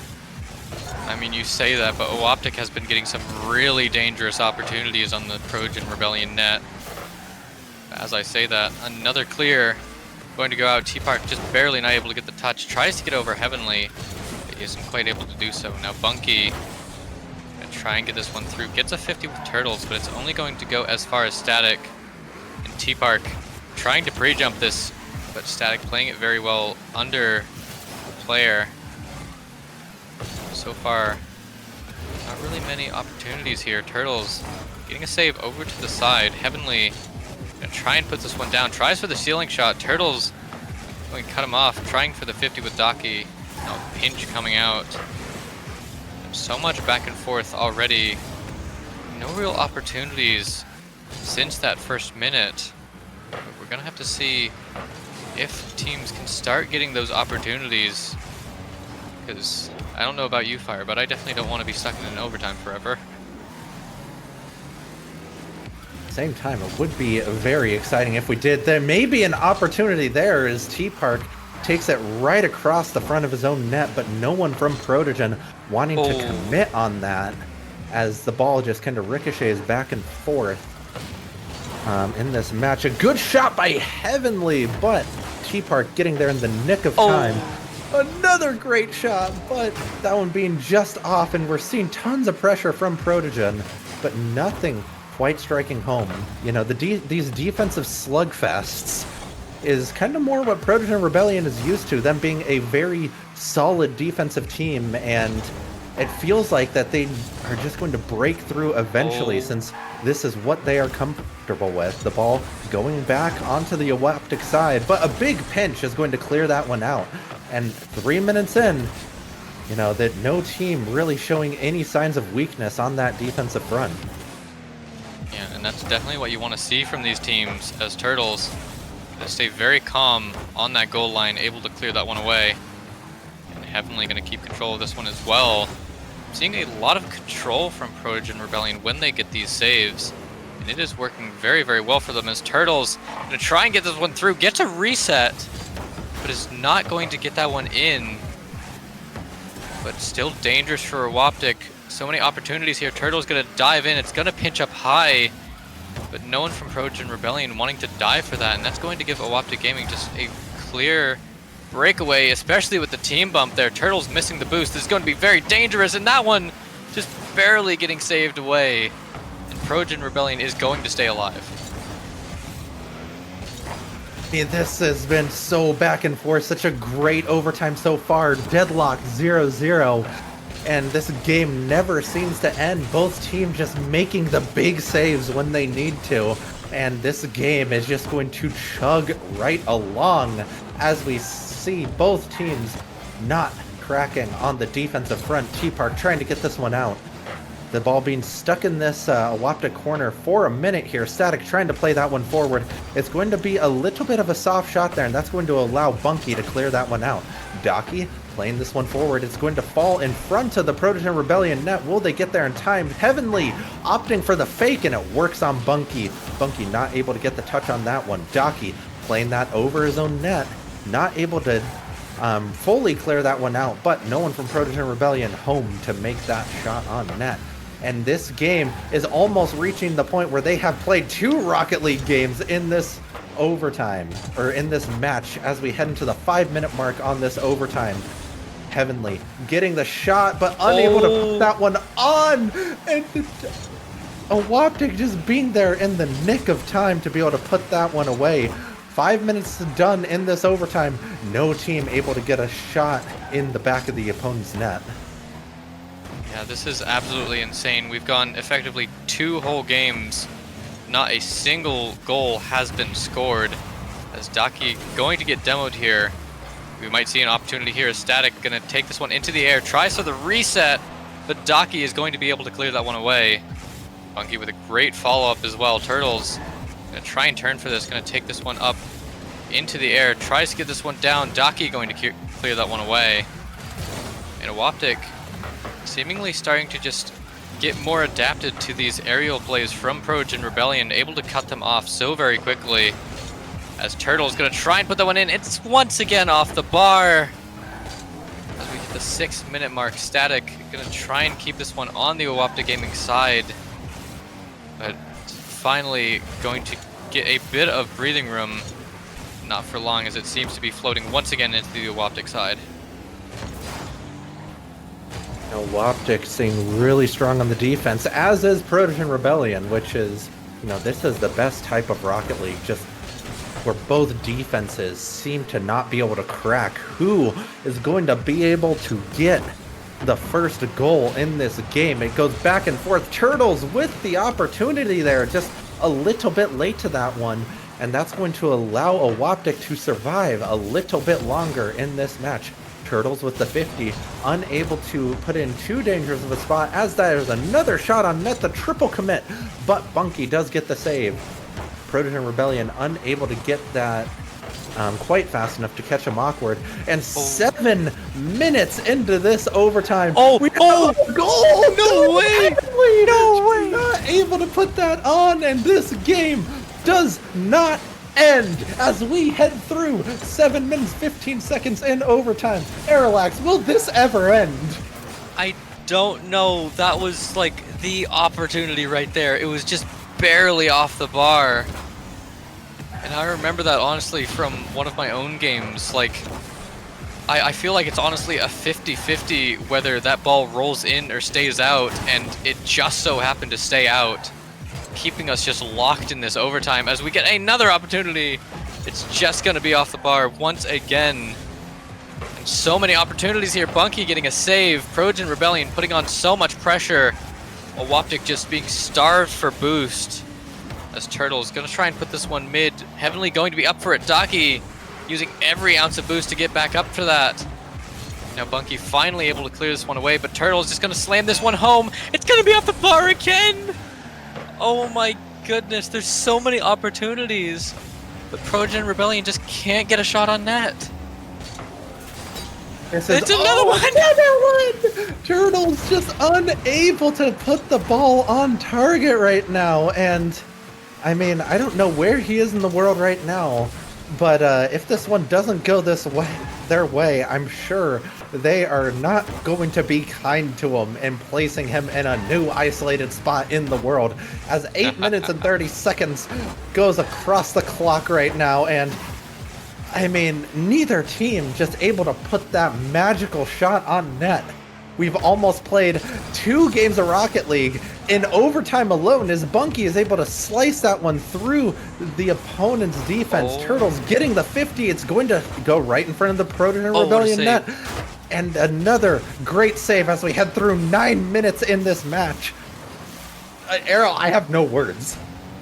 I also have no words as well, but we're casters, so we gotta keep talking as T-Park gonna get a massive clear here. Static trying to get control of this. Turtle is gonna dive in to get a better clear. Now Bunky very well controlled, just taking that one into the corner, and T-Park with a fantastic touch as well, but Static going to be up for this. Heavenly gonna try for the shot. It's going to be off. Bunky gets a save anyway. Now Turtles once again gonna try for another shot. A bit of a team bump from Awoptic. If Progen Rebellion can capitalize on this, this might be a game. It's gonna be off the bar! No way! And Daki able to clear that one away. And once again, so many opportunities for Progen Rebellion. But I've seen just so many times where it's just bouncing off those bars from Awoptic. And I'm starting to wonder if Awoptic before the game just put magnets in those bars, because we've seen so many just barely bounce off. And Progen Rebellion, you gotta wonder, just with the pressure that they've been putting on, as that one just barely gets off the bar, if one of these is eventually going to put its way through. You'd have to think so. 10 minutes, 30 seconds. We have played more than 2 Rocket League games just in this overtime. And in most series, we would be in Game 5 if these players are going to play this much, but not in this one. Both teams gridlocked in this game. No team being able to find the advantage. The ball's going to pop high. T-Park able to put the one middle. Static clearing it to the side. And another great defensive play by this Progen Rebellion team. The pop high is going to be a decent clear for him. Protogen Rebellion a bit low on boost. They're going to need to clear this one out, and they're able to do so. Turtles needing to get that clear right there. Another shot just barely wide right there. And Protogen Rebellion just being unable to put this one on. Turtles put this one on, unable to do so. Static with the shot. Great save though, as this game keeps on delivering. No way! Shot. No. Bunky finishes this one. 11 minutes, 20 seconds overtime. Awoptic finally finding the crack in the defense and is going to end this game after over 11 minutes of overtime. And I mean, Arrow, that was the game of the day so far. Can I go to bed yet? Holy. No, Arrow, My it's goodness. too early for bed. Of course. But, oh my goodness, what an exciting game that was. My goodness. Honestly, I was drawing parallels to, what was it? It was that game, no, not version 1. It was Vitality versus Rule 1. Just that insanely long overtime there. But my goodness, Awoptic finally able to break away so many good opportunities from Progen Rebellion, but just none of them finding the back of the net. And you gotta be feeling for Progen Rebellion there. They had so many great opportunities, so many shots just barely off the bar, and all of that fighting just to lose that game. Now Awoptic is on double match point. That's definitely gotta be in their heads, even though they're such a fun-loving team. Just, oh man. I mean, that one's definitely going to hurt if you are Progen Rebellion when a game drags on for that long, and it just seems like neither team could put a ball on target, especially with having that many opportunities on net. That one's going to hurt as we waste no time getting into this game 4. But I feel like right now, after that game, all the momentum is on Awoptic's side, despite the valiant effort by Progen Rebellion. That one's going to be tough to come back from. If you're going to come back from it, that's the way to do it, as Static is able to put a goal on the board, which is exactly what Progen Rebellion needs after that unending overtime last game. Yeah, and you mentioned that the momentum was on Awoptic's side, but I feel like with such a long overtime, you can't really be building up that momentum. It felt like just more of just like a release than anything, just finally able to relax after playing nearly 16 minutes straight of just Rocket League. Like, I know we all play the game because we love it, but my goodness, sometimes it's just a bit too much. Yeah, that game seemed like it would never end, but T-Park being able to put another one in early, and I mean, we've seen more goals in the first, 40 seconds of this game as we saw in 16 minutes last game. So, I mean, maybe they're trying to flip the script, and maybe we get a barn burner of a game in this game 4, Arrow, and honestly, I think everyone needs that. Yeah, I think literally everyone needs that, because just going so long with only saves to be had it's definitely got to be terrifying as a player, but also as a viewer as well, just seeing how close these two teams are. But Progen Rebellion sadly coming out of that in a bad spot, as Awoptic gonna put more shots on net. Bunky gonna try to dive for this, but finally Progen Rebellion able to put that one away. Now Daki gonna try and turn this one around. A bump on Heavenly is gonna give a little bit of opportunity for Awoptic. Daki gonna be up for this, tries for the shot, and Turtle's able to put that one away. And Progen Rebellion able to stay alive in this. Still only a 1-1 game, but more opportunities coming through as Progen Rebellion once again trying for a shot. Daki once again, fantastic saves coming out. And you got to be thinking, just with that long overtime, this team has been so good at practicing that defense, as we see a fantastic save from Bunky. It's another great clear out by that Awoptic side, and their defense is immaculate in this match, or in this series, I should say, as they just can't seem to give up anything unless it's a kickoff goal outside of that Game 2 performance. Now Daki just going to control this into his corner nice and easy there, as Static tries to get a shot on net, unable to do so, only able to get the 50 as Daki clears that one to the Progen Rebellion side, and that's going to require a clear from Turtles to give his team a little bit of room to breathe. 2:20 left. T-Park trying to control this over to his corner, is able to do so, is going to get the pinch out, and that's going to allow for a pass middle to Daki. Both players from Protogen trying to get to that, but that's just too well placed from Daki, and that's going to put his team up by 1 as we head into the final 2 minutes of this game. That's a bit unfortunate. We see Turtles trying to get that save. I think Heavenly might have actually had that, but with a massive shot on net, you kind of just gotta dive for that. I can't blame Turtles for that, but Bunky gonna try and increase his goal lead. Heavenly gonna be able to clear this one away. Now Daki gonna try and turn this one around. Going for the full field air dribble, but I do believe you need boost in order to do one of that. Daki not having any to do so. Now Heavenly gonna try and turn this one into an opportunity for Progen Rebellion. Bunky able to clear this one away. T-Park trying for the clear. It's going to 50 with Static. Daki not getting the read. It's just going to be a 1v1. Turtles trying to get that past Bunky, but Bunky playing it so very patiently. And it's going to stay as a 1-goal lead for Awoptic. Static gonna try for an opportunity here. T-Park able to get that pass. Turtles trying for a ceiling pinch. It's gonna be cleared out once again. Awoptic just once again putting on a defensive masterclass here as Static tries to put that one over. It's not going to land. Turtles with the shot, and finally we're going to have a tied game once again with only 75 seconds left in this game 4. If nothing else, these two teams seem so evenly matched as they seem to just go back and forth. Whenever one team has an opportunity, the other team has the response for it. This series has been pretty much neck and neck the entire series. Daki clearing that one away. Heavenly trying to get the 50, unable to do so though, but that is off the crossbar. Bunky able to get the follow-up, and that's just going to allow Awoptic to take a 1-goal lead as we head into the final minute of that game. Turtles just missing that touch. That is so unfortunate. With a minute left, Progen Rebellion needs a goal now. But with the defense that Awoptic Gaming has been putting on, it's definitely going to be difficult to get one to break through. Is Static going to try for a shot? Daki with 0 boost still able to make the save.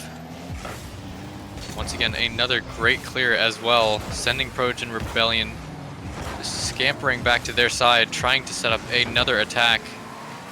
A good 50 going to go through, but a pinch not quite landing. That's going to be put over to the corner. Static trying to dive for this.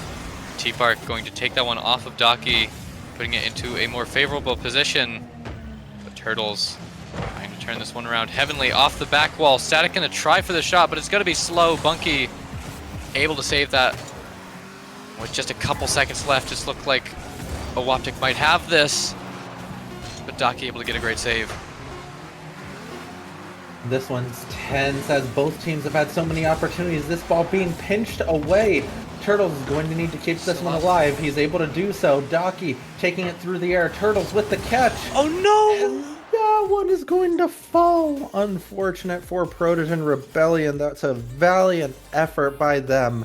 But this one is just going to fall in Awoptic's favor. And, I mean, it may have only been a 4-game series, but I feel like we just had a 7-game series, Arrow.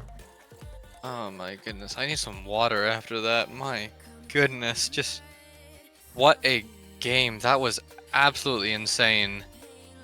And like, even though it was a 4-game series, like as you mentioned, that felt like a 7-game series. I'm betting every single player on that field is so tired, especially from that overtime. Like 11 minutes 20 seconds in overtime, added on the 5 minutes of regulation. That is 16 minutes and 20 seconds of straight Rocket League with 0 goals scored. That is insane. It is definitely insane, and I believe that is an RFDL record, because I don't know what other game would be, but that's one for the trivia for later, Arrow. We might need to put that one in our back pocket as we... Hold on, I'm marking it down. Yes, absolutely, but I do think we have another series to play, and I gotta go get ready for that one, Arrow. So, as much as I want to harp on that overtime for longer, I don't think we can as we are just about ready to head into the break. Let me get ready for this game, Arrow, and we will see everyone after this break. See you guys after it.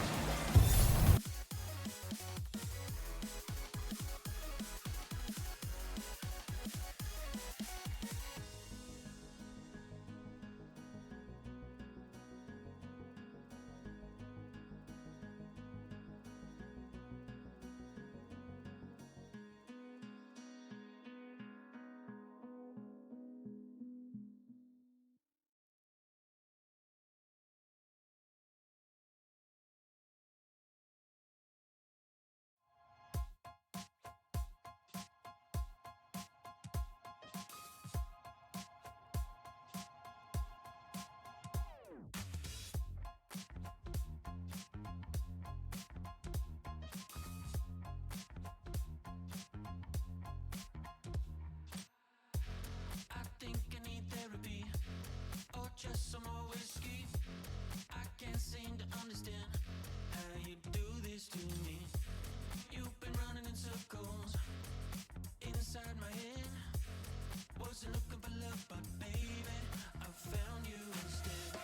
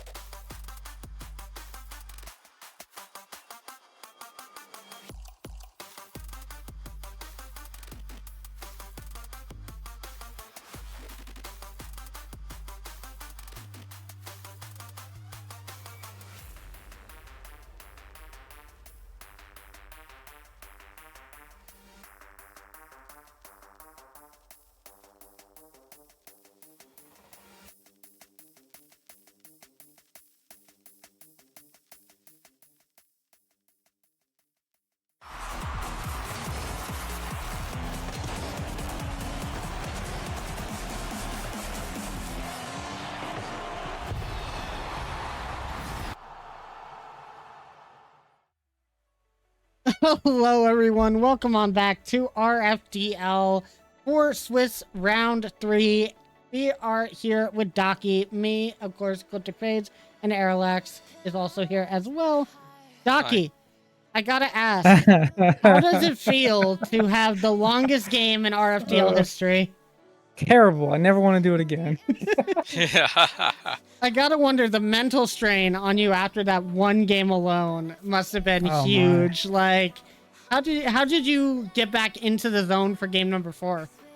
I mean, to be fair, it was like kind of funny. Not gonna lie. Like, I think like 7 minutes in overtime, I think I had fully accepted that none of us were capable of scoring. It was like Erlex mentioned the magnet thing, and that's kind of exactly what was going on in my brain during the thing. I was like, okay, neither of us are able to shoot on net. No team is able to get this in, and then it just happened. We kind of got like a nice save into a nice touch, and then Bunky did what Bunky does best and put it in the back of the net. So I was pretty happy to see that, to see it go that way. But I mean, I feel like for me, going through that long overtime and then coming out of it with a win gives me slightly more positive perspective than I've had otherwise. Yeah, I have to agree there. Well, that was an incredible series coming out from your team, Docky, and of course Progen Rebellion as well. But we still have one more match to end off the day. It's going to be Black Bunny Gaming playing against Gentle Paws to finish out the 1-1 matches here in Swiss round number 3. This one is going to be great. Black Bunny, kind of a bit of an odd horse being in this race, I'd say. I'd think if I was Black Bunny, I would be thinking that I don't belong here. As, unfortunately for them, they did get reverse swept by Lumamatsu last week. And with Kiki getting that disconnect in game number 5, they're probably going to be playing with a chip on their shoulder. What do you guys think about both of these teams coming into the match? I mean, I know personally, like, having played in that match, like, you gotta be feeling for Black Bunny. Like, it was a very, very close game, don't get me wrong, but I do feel like that win was a little bit gifted to us, because it was a very, very strong game from Black Bunny, and going into that game 5, like, we've always seen Hammer just absolutely pop off in those game 5s, but even if you're popping off, it was still a 2v3, so I'm really hoping we don't get that in this series, but at the same time, I'm also hoping it goes game 5. Yeah, I have to agree with what Erlex just said. You know, I think that, you know, coming off of that last reverse sweep has to give them that little bit of edge, and I'm excited to see, you know, kind of the level that we see from Black Bunny in terms of, are they going to come out of this just with like what you said, with that chip on their shoulder, just trying to come out swinging, or are we going to see them, you know, trying to feel like they need to get their get back and not allowing that to weigh a little bit heavier on their heads than it should. Yeah, I agree there, but let's also talk about the other team here. Talking about a little bit of a mental block, we could talk about Gentle Paws coming into this one. So the only time that we have seen Gentle Paws play this Swiss was against, I believe, Fox Clan in round 1, and from what I remember, Pictus was playing on a super weird FOV. They were all using super wacky cars. It just seemed like the mental for the team was just have as much fun as possible, which is a good one to have, but I think they took it a little bit overboard. Now with the forfeit against Persian 1, they have a very tough match coming up against them, and I think that their mental is gonna definitely need to be in the right place if they want to take this run. Yeah, I've definitely got to agree, but like at the same time, like I said this before in the last match with Progen Rebellion, like just really having fun is honestly like a little bit of a superpower, especially going into like even if you're taking it competitively, just having fun really takes the pressure off, and especially when you're playing against the monsters of Black Bunny Gaming, you're definitely going to need to do at least some of that. Yeah, that's kind of been the secret weapon for a lot of teams is the ability to not get stressed out.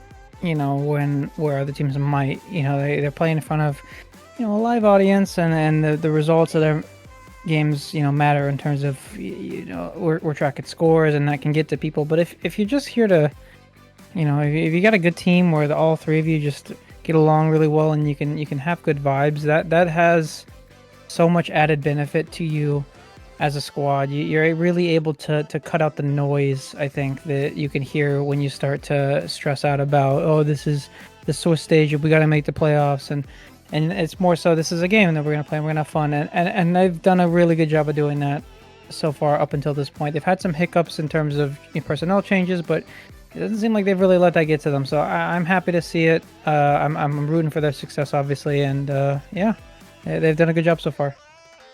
Well, let's take a closer look at these teams going into the match. First off, we will look at Black Bunny Gaming. Excuse my voice.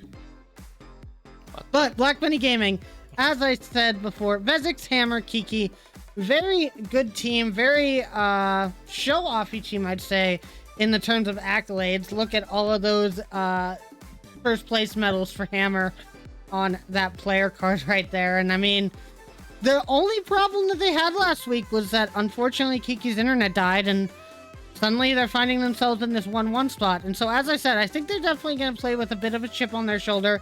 They're not going to let it take them too much, take it over too much, be super salty about it, because, they're still 1-1. There's still plenty of chances for them to make it into playoffs, but they're definitely going to wish that they were in that 2-0 spot instead. But excellent players on that team.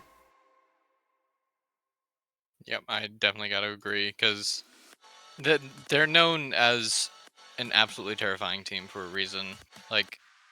Especially Hammer.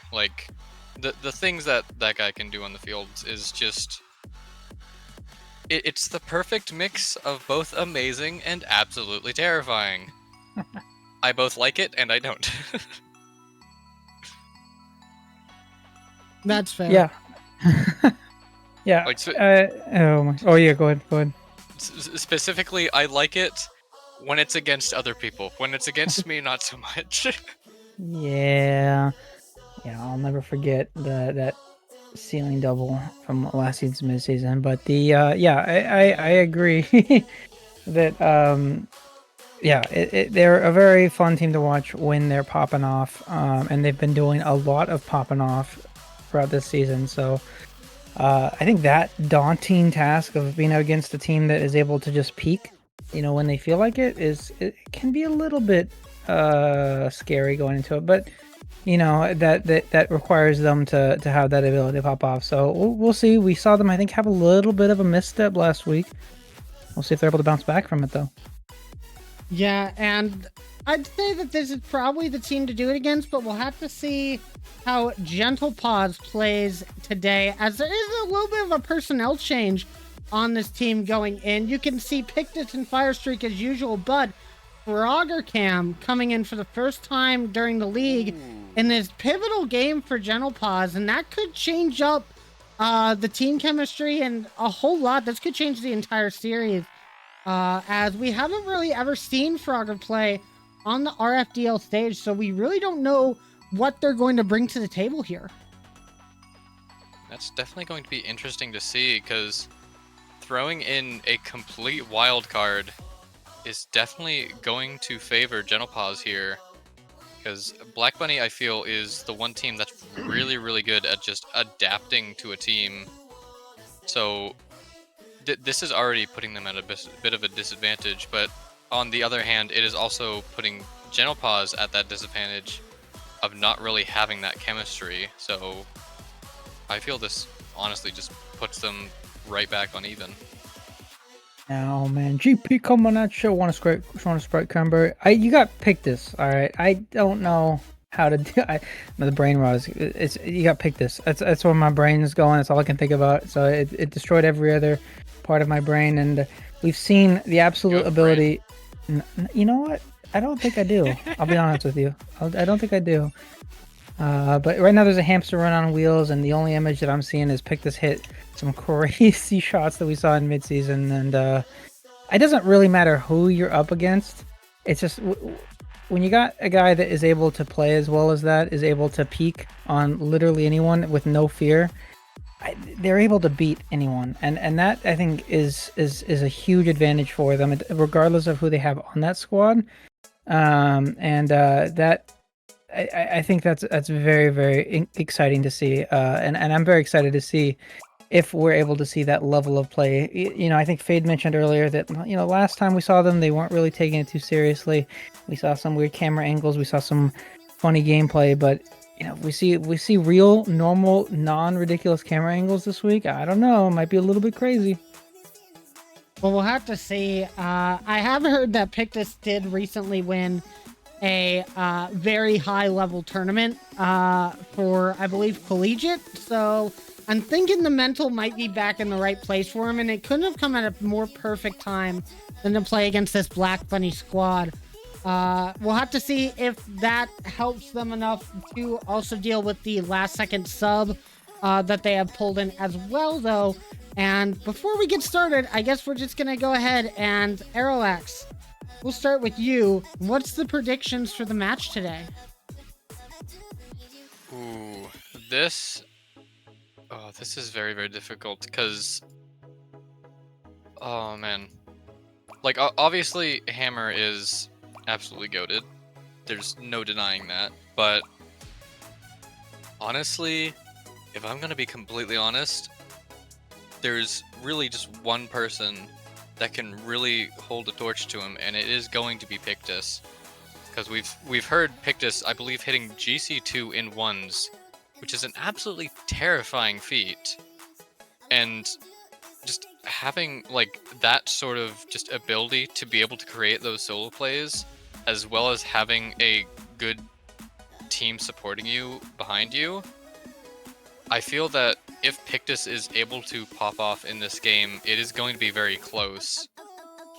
However, it is Black Bunny, and I feel like I feel like it's wrong not to vote for them. So I feel it's definitely going to be a game 5, but I feel like Black Bunny is going to take it. All right, Docky, what about you? Oh man, you know, I'm in that same position that Airlax is in, where this is tough. You know, we got two really good teams, both with I think something to prove here.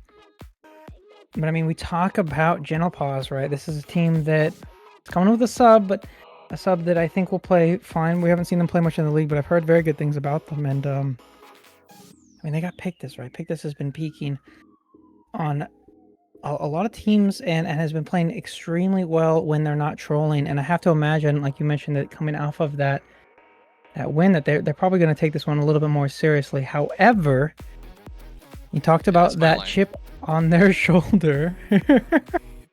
And Black Bunny kind of maybe giving that last matchup away. They had the DC, you know.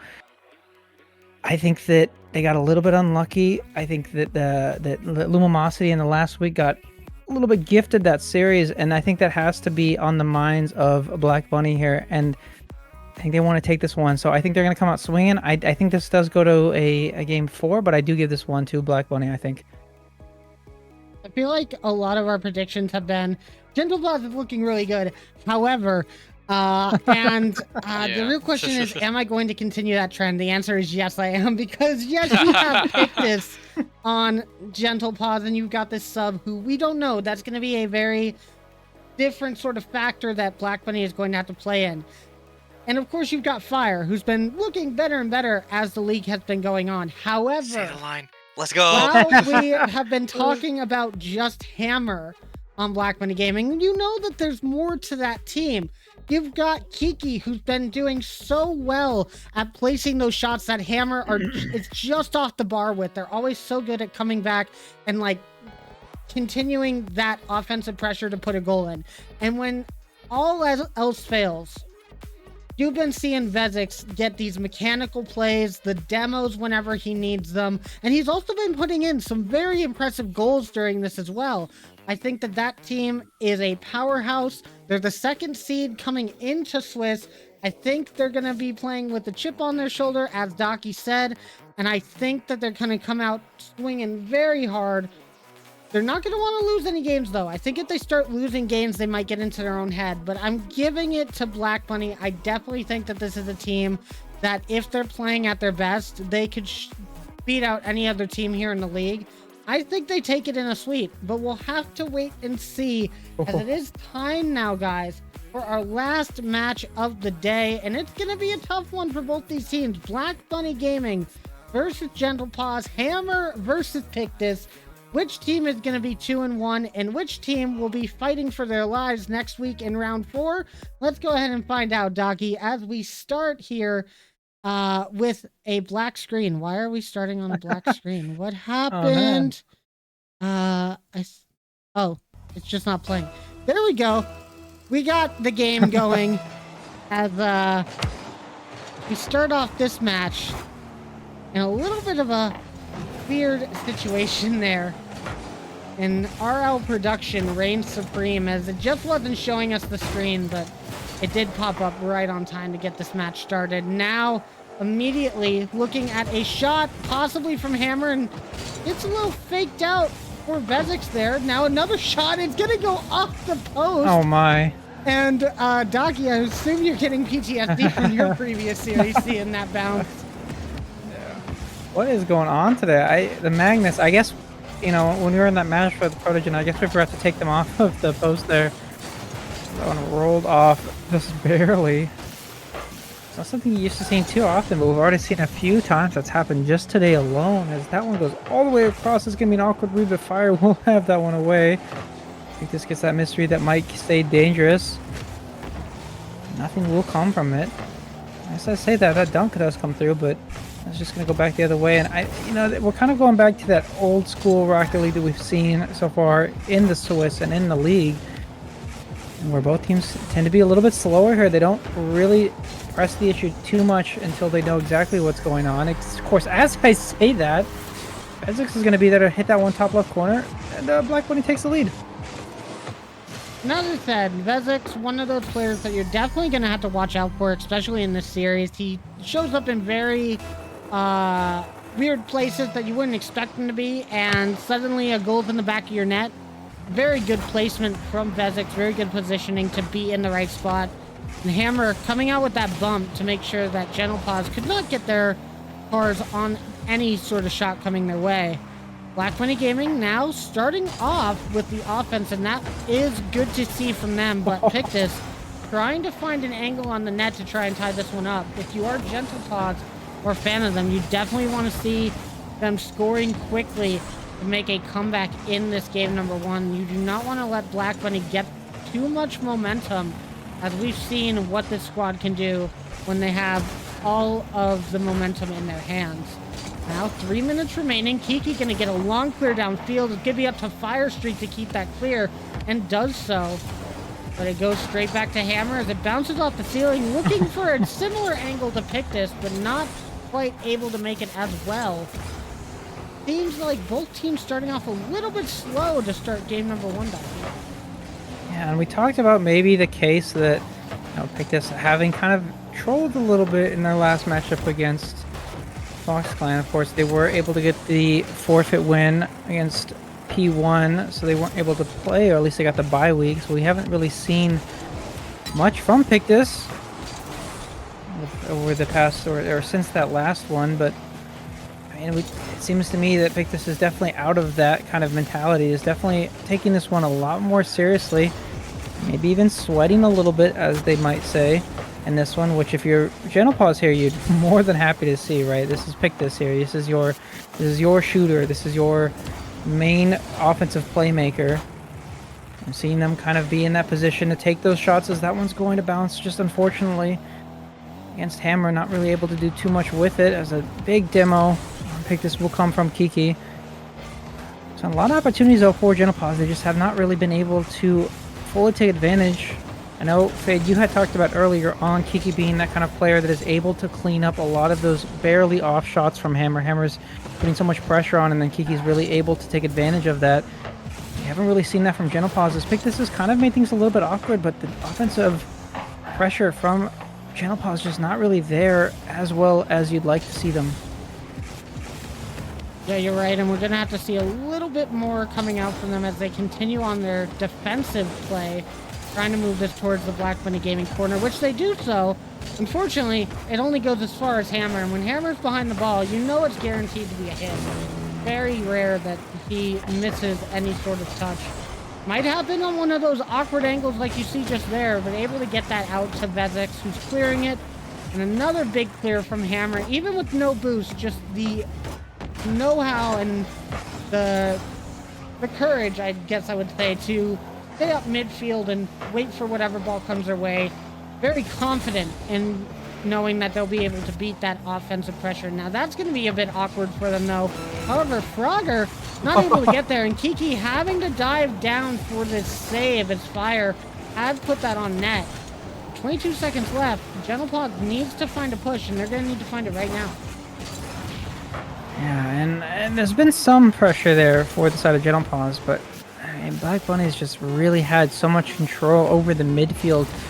Feels like every time they might have that possession boost or that possession gain, they just lose it as soon as they get past that first man. They're not really able to continue it going forward, and he's going to slam this one down against the ground. And I mean, all in all, for Black Bunny, a team that's really known for their offense against a team like Gentle Paws that's also kind of known for their offense. 1-0, bit of an uneventful first game there, but Black Bunny more than happy, I think, to see that one go their way.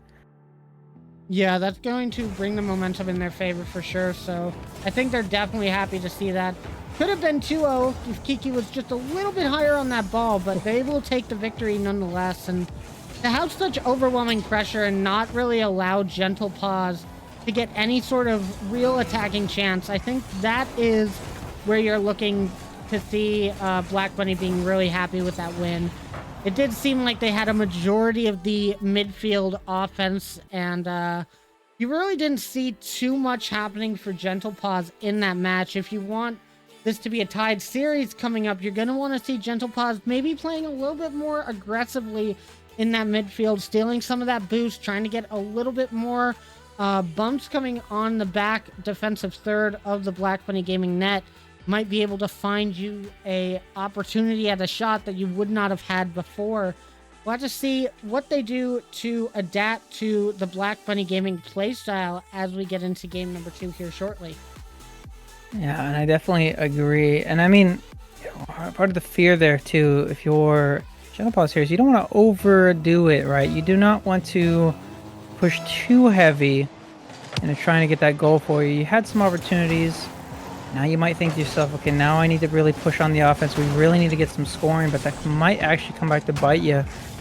So if you do that, you really can start to allow the other team to get more possession, take more control of the game. You start to play a little bit more desperate than you'd like to, and that can allow the momentum to absolutely swing the other direction. And if you're Gentle Paws, though, you've had a lot of good opportunities so far in that game 1, or at least in this series. So I'm thinking, you know, maybe they're not really too stressed. You start putting some of those back in the net, I think they'll be just fine. But they're not going to be just fine if that dunk's coming through. Vezix gets a nice little dunk here. I'm not sure who exactly. That might have just been on Pictus. Wow. Yeah, it definitely was. And well, Black Bunny's up 1 early on.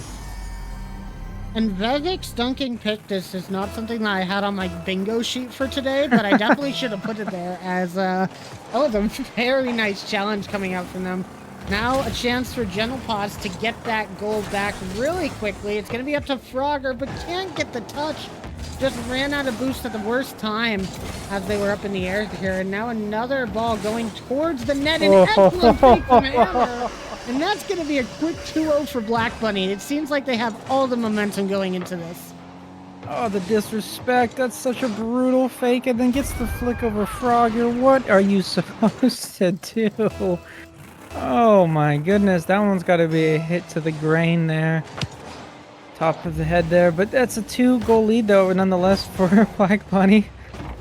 So that's a beautiful fake that we saw. I think I'm just recovering from. I wasn't even in the play there, and I think I got faked just in the brain. And you know, if you're Black Bunny, this is exactly what you want to see, right? You do not want to give Gentle Paws any sort of offensive momentum, as maybe a little bit of a wall dash there, but not able to get to that boost there, which means Pictus isn't really able to make much of a play as much as touching the ball forward. And that just gives all of the momentum back to Black Bunny. They might have another goal there. They're not. That's a really nice save from Fire Streak. I have to see, though, if you're Gentle Paws, you really need to start taking some of this possession back. You don't want to get too desperate, though. As there's a nice shot from Pictus, but that's not going to make it. Hammer's going to make sure it's cleared out of danger. Pictus does get a nice touch. Is there going to be a double? No, Vezek's going to be up quick for that one. Frogger with little to no boost isn't going to be able to do too much here. Although both members of Black Bunny on the backboard. Not able to do too much with it, though, and Gentle Paws really struggling to find an angle here. I'm honestly really impressed by what I've been seeing from Black Bunny in this game. It seems like they're not letting anything from previous series affect them. It just seems like they're playing their game and really just shutting down Gentle Paws in every single way, on offense and on defense, especially with their positioning, just having Vezek get just in the right spot to get that save at the last second. That's definitely going to be a little bit tilting if you're Gentle Paws. You definitely think that that's going to be a shot that's in no matter what, and to have a last second save on the net like that definitely has to be in your mental at least a little bit. You're seeming to have some trouble moving out of this defensive third now.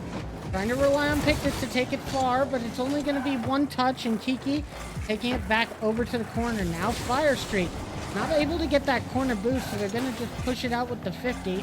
Kiki, maybe a little bit of mind games coming out from Kiki, playing in the pink Gentle Maid's car, maybe trying to throw off the rest of Gentle Paws, and that's going to be another goal coming out for Hammer as he gets the flip reset on this. It didn't look like there was going to be a scoring opportunity with Fire in the way, but has to dodge Kiki on the way, and that gives Hammer just enough space to slot that into the back of the net. 2:04 remaining, and Gentle Paws going to need to start trying to find some offensive attacking opportunities.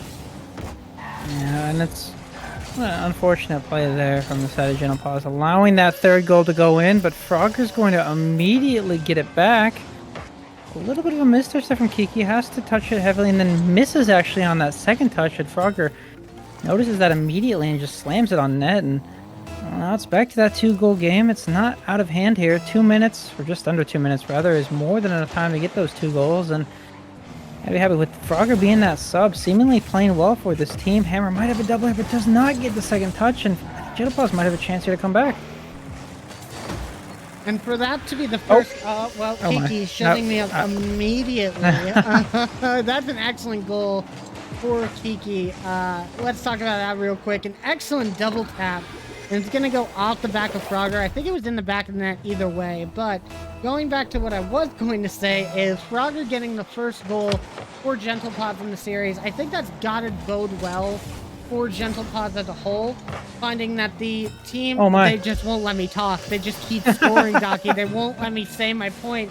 But another goal for Frogger, and I guess that just plays into my point that it's going to be really good momentum for the team, knowing that the sub is going to be able to come in and score some goals against this Black Bunny Gaming squad, who is definitely not an easy team to score on. That's just going to move up the confidence of your team as a whole, make you a little bit more confident letting that sub go for challenges and stuff. Usually when you're allowing a sub into the game, when you're playing with a team that's played so long together, you're a little hesitant to allow that sub to do a lot of the heavy work.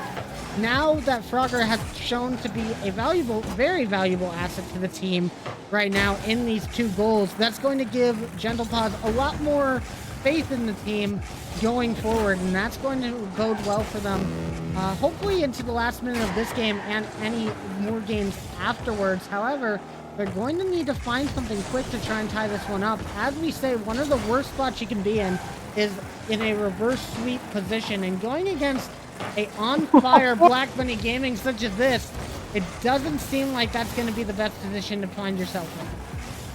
Yeah, Frogger doing their best to turn this one into a barn burner of a goal scorer, and I cannot, for the life of me, understand exactly how you are able to counteract a team that, like you said, as on fire as Black Bunny has seemingly been in this game. Gentle Paws finding a way to do exactly that. I found this one to be relatively close here, but with just under 15 seconds left, you got a 2-goal game, and I think this one might be nearing that point where we give that goal advantage or game match point here to Black Bunny Gaming, and Gentle Paws having played so well this game, that's got to be a little bit of a hit on their mental. if they do end up losing this one, which they will because it is 0 seconds left and they are down by 2, it is going to put them against triple match point. Black Bunny Gaming on the verge of a sweep as we go into game number 3 here. And this has to be good for all the Black Bunny Gaming fans out there. You just saw your team last week have the most unfortunate end to their series. So to see them taking this first 2 games, looking for a sweep here, that's gotta feel good, as you know the team is playing their best. Now, for Gentle Paws fans, obviously hope is not lost.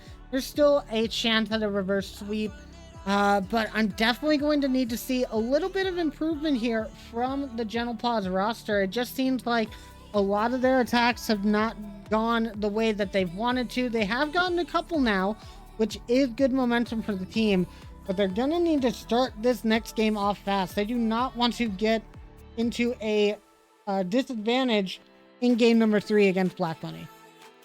You're absolutely right.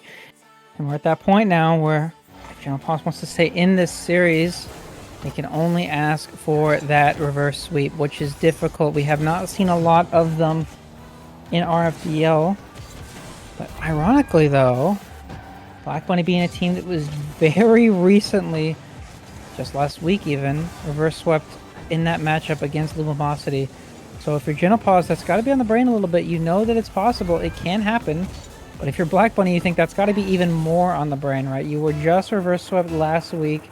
You need to do everything you can in your power to make sure that that does not happen again. You do not want to put Gentle Paws in the position to be able to do that.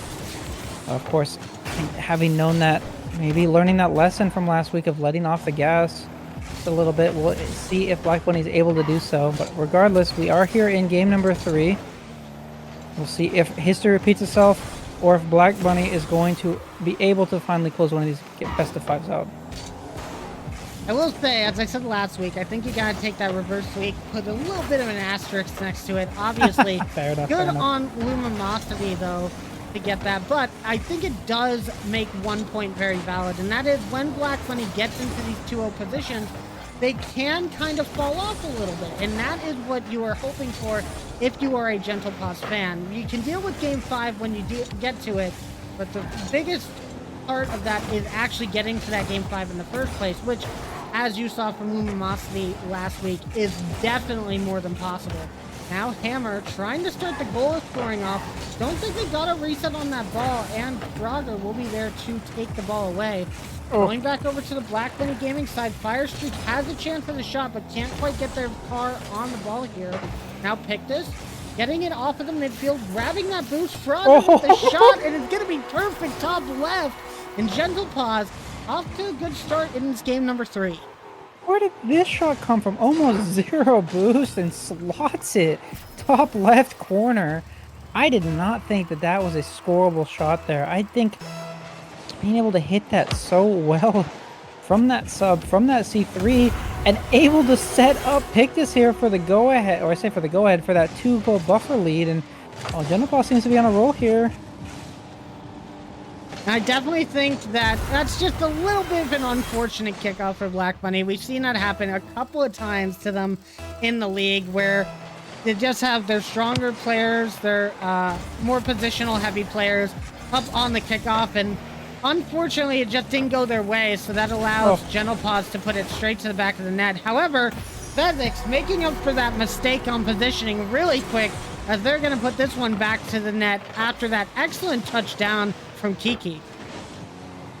And I think a little bit fortunate there for Black Bunny. That was an open net on the double there. Kiki, who's been able to hit those shots before previously, is not able to connect, accidentally slamming that directly down, not even towards the net, but Fezix able to be there in position to take the shot. And if you're Black Bunny, that has to feel very good. Otherwise, that would have felt like a missed opportunity. But regardless, so they are still down 1. That extra buffer goal off of that kickoff misplay, allowing Gentle Paws to remain in the lead here. Gentle Paws here, you're pretty happy. This is a team that's seemingly starting to ramp it up. We saw them ramp it up at the end of last game, and they seemingly have not slowed down at all. For Black Bunny, that has to be a little bit scary. You do not want to give them any more momentum, but this one might go all the way. I don't think anyone's going to be able to get back to it. They're not. Pictus puts this one away, and they're up 2 again. And that's just really well placed by Pictus, noticing that Hammer was going to take that off the side while playing that 50 perfectly, and the rest of Black Bunny just a little bit too aggressive, too far up on the field. Those rotations might need to be pushed a little bit farther back against this Gentle Paw squad that's suddenly seeming to score a lot more than they were previously. And as I said, Black Bunny kind of having that maybe little mental block once they got 2 games up. Might be slowing down a little bit. Will they be able to make a comeback here? Fire Streak with the shot, but it's going to be directly off that post. As we said, we've heard those post and crossbar pings so many times today alone. Are we going to get more of them? We'll just have to wait and see as Pictus tries to pop this up for a teammate. Fire Streak once again to the side. Frogger though in the perfect position to take this one, and Gentle Paw's up by 3. If you're Black Bunny, it's time to ring the alarm here. It seems like Gentle Paws has ramped up the offense. So a little bit of a team passing play there where you love to see the great pop from Pictus and then off the backboy from Fire Streak to set up Frogger. Now we talked about, Alex had mentioned before this matchup that maybe having that sub come in is a little bit of a disadvantage for Gentle Paws, but seemingly it has been nothing more than a step in the right direction for them. It seems like Frogger has fit in almost perfectly into their lineup, at least into the chemistry, as all 3 of them have been in such good lockstep here. And if you're Black Bunny, you really need to start looking at shutting some of these passing plays down. Maybe start interrupting some of their shots here as Fire goes for a bump. Frogger will have possession, goes over 1, but is not going to be able to get a touch past Vezix. It's going to land directly at Fire Streak's car, though, and you have to look at this position, and you have to just be proud as someone that loves rotations, seeing them play this well rotationally, but that one might be all the way across. Hammer's not able to get to in time. Frogger absolutely shuts that one down, and this 3-goal lead remains. And Frogger really showing up as the sub today for Gentle Paws. A couple of really good goals, a couple of well-needed touches. However, we're not going to get one of those here. Again, Kiki to Vezix has been a duo in this series in particular. This is the 2nd time, I believe, in just this game that we've seen both of these 2 in the play, and Vezix just another really well-positioned shot going right underneath the defense to put Black Bunny in a position to at least tie it up, if not full out win this game number 3. But they'll have to work a little bit harder on that as Vezix tries to get this over. It's going to be cleared to the other side of the field and back into the Black Bunny half. Now a little bit to the midfield possession for this ball. Now Hammer with the shot, but it's going to be wide. Pictus not the best touch, and no one on Black Bunny can get forward enough. Kiki off the post just a little bit too early on that shot attempt. With 39 seconds left, Black Bunny going to really want that one back. Oh, heartbreak for Black Bunny. The magnet remains on the post. They're not able to get past it, and that 2-goal lead might be 3. Pick this off the crossbar again. Is anyone going to touch it? Hammer finally gets it out of the net. Still, though, 20 seconds left, though. They need 2 goals, and Pictus gets a really nice touch across. Frogger a little bit too pushed up, but no one from Black Bunny wanting to challenge there. We hit just about 10 seconds. That 2-goal lead seemingly daunting here for the side of Black Bunny, as they are not even able to get a shot on net counted for them here in the final seconds. And as we hit 0 seconds, Gentle Paws making sure they are not getting swept here. We at least have a game 4. And we have a series on our hands, as you just said. Gentle Paws causing a game 4. That was literally good. I really liked what I saw from Gentle Paws there. They really adapted their gameplay. They played a lot more aggressively in this game, I think.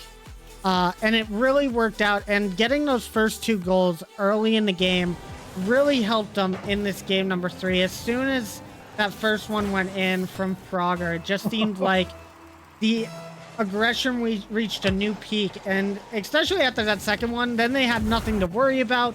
They could just go for whatever they wanted to with that buffer, and I think it just gave them a lot of confidence in this game number 3. Now, if you're Black Bunny, we're gonna have to see how you can adapt to that and shut down Gentle Paws as quick as possible to try and stop this series from going to a game 5. Black Bunny Gaming has not had great game 5s through the entirety of the league, and they definitely don't want to find themselves in another one, as many as they've found themselves in throughout the entire league. No, I definitely agree. And thing that's on my brain here is that your Gentle Paws, you started out that first game very strong, but towards the end of it, there was kind of that creeping momentum there from Black Bunny. So if you're going into this next one, this game number 4, you really don't want to allow them to carry that momentum into this one. Because obviously you are trying to push for that wonderful game number 5. Of course, if you're Black Bunny, though, I'm sure you would love to see this one end here in 4. Unfortunately, we will have to just wait out. We don't have spoilers here. We will have to just see exactly what happens. But if you're Gentle Paws, this is a good start. But Pictus is not able to get that one on net. Hammer gets that one off to the side. And Frogger does have that ceiling reset. Might be able to get a shot here, but is not able to make contact with the ball. This is starting out to be a little bit more awkward here, Fade. Yeah, and it seems both teams in a little bit of a panic mode right there, as Hammer going to get a shot. Pictus with the squishy save. That's going to be huge for Gentle Paws, but as I said, a little bit of panic coming from both of these squads early on. Both of these teams getting a few misses under their belt early, which is, it's a good thing to see all of those come out early, because that means we're going to get cleaner play for the second half of this game. Now a minute in, no goals scored just yet, but Pictus looking for some blood as he goes throughout the Black Bunny corner. Looking for any sort of demo, any sort of way to allow his team to move forward. Gonna have to go back to his own back wall and get this save. Does get the dunk on the second one. Frogger will be up for this, looking for the double tap off the corner. Oh no, that's gonna be off. No. I think Vezix, and Frogger gets the credit for this first goal for Gentle. Having flashbacks, Fade. We saw it last week. A little bit of an unfortunate own goal from Black Bunny, allowing that game 5, which is unfortunate for the side of them. So maybe they're starting to see that. I got distracted a little bit. I saw someone type in chat, and I think that is a true statement. If you type the chat, you know who you are. That is very funny. But but regardless, so if you're Black Bunny, you see that goal. It happened earlier on, so you're able to recover to it. But at least you have that knowing that you didn't really get outplayed. It was just an unfortunate touch there. So they're able to come back into this when they have so much time and they have so much offensive pressure. But Pictus wanting to shut that down, and a fantastic save from Kiki. No follow-up from the side of Gentle Paws is going to allow Black Bunny to make sure that they have, or at least retain control here. Now I'm just gonna ask admin, can I get some toxic support here? What Fire saying fades? I have not owned gold since week 1, buddy. Like, come on, why am I getting all this slander? Either way, gonna be back on the Black Bunny Gaming half, somewhere that we've actually been spending a lot more time in these last couple of games than we're used to. As this gets cleared out, Hammer is going to try and find an angle. It only goes to midfield where Kiki was waiting, but no real good follow-up from Black Bunny Gaming means that Gentle Paws can try and push out a little bit. This could get a little bit awkward, though, as it goes in front of their net, but no one's just there for the shot, and it just seems like Black Bunny not always in the right spot, but this time they are able to find the right positioning, and Hammer over to Kiki. This is what I was talking about, that cleanup there. That punch on Pictus, just so crucial from Hammer. And Kiki just in the perfect spot to slot that into the back of the net. And that is exactly what Black Bunny fans love to see. Tied game going into these last 2 minutes, but not for long. Frogger finding an open net once again, and Gentle Paws up by 1 again. Yeah, what an unfortunate mistouch. Kind of a rare mistouch there from the side of Hammer. Gets that directly to Frogger. And both of them being EU, maybe unfortunately thinking they were on the same team there for a second. That almost looked like an intentional pass, a fake kickoff that we see from Hammer. And the miss again. This is uncharacteristic from the side of Black Bunny. More mistakes than we've seen from them in a long time. I don't know, maybe that fear of that reverse sweep, repeat of history from last week, starting to set in on them a little bit too much, but that's a massive double commit from the side of Gentle Paws. Fortunately for them, they will not be punished for it, though. Oh my. Great dunk. Will this be a shot opportunity? It is going to... Maybe! Oh my goodness! It is barely out. They're still dangerous. And it finally falls in. Hammer gets that one forward, and we have a tie game. I hope I get a lot of that in the clip just there, because that was absolutely amazing defense, but just not enough from Gentle Paws. that final clear going straight out to Hammer. And Hammer, when he's given that much space, that much time to work with, even if it's only a fraction of a second, he knows exactly where to put his car to get in front of the ball, and he gets a perfect dunk on the defender off the bar down for that shot. And once again, we are tied. And that is the Hammer that we are very scared to see in this game number 4 and possibly game number 5 if this continues going Gentle Paw's way. However, we know what happens in game 5, and that is that Hammer turns on. But we're going to have to see if they can continue on. Maybe that'll give Black Bunny just the momentum that they need to get a third goal here, and that would be devastating for Gentle Paw. So that goes towards the net. Now a big clear coming out. Although it goes from Kiki, it wasn't really a clear, it was more of a pass. And that pink car throwing me off a little bit. Now Vezix over to the side. Only 50 seconds remaining. Vezix looking for it. The shot goes in from Kiki, and that might be the go-ahead goal that Black Bunny Gaming needs for this series. I love this fake here from Vezix. I don't know if that was intentional, but caused that sort of hesitation for Frogger, not wanting to commit or committing to that initial shot and then not able to get back in time for the second shot coming through from Kiki. And with 46 seconds left, like you said, that might be the goal that Black Bunny needs. So there hasn't been really a whole lot of scoring here in the latter half of this one. Might be another one, but no, it is going to be saved away. It is still dangerous though. For Gentle Paws, you really need to be careful here. We do hit that half a minute mark though. 30 seconds left. If you're Gentle Paws, you really need to get scoring here and now. Frogger might have a angle and does. Oh my goodness.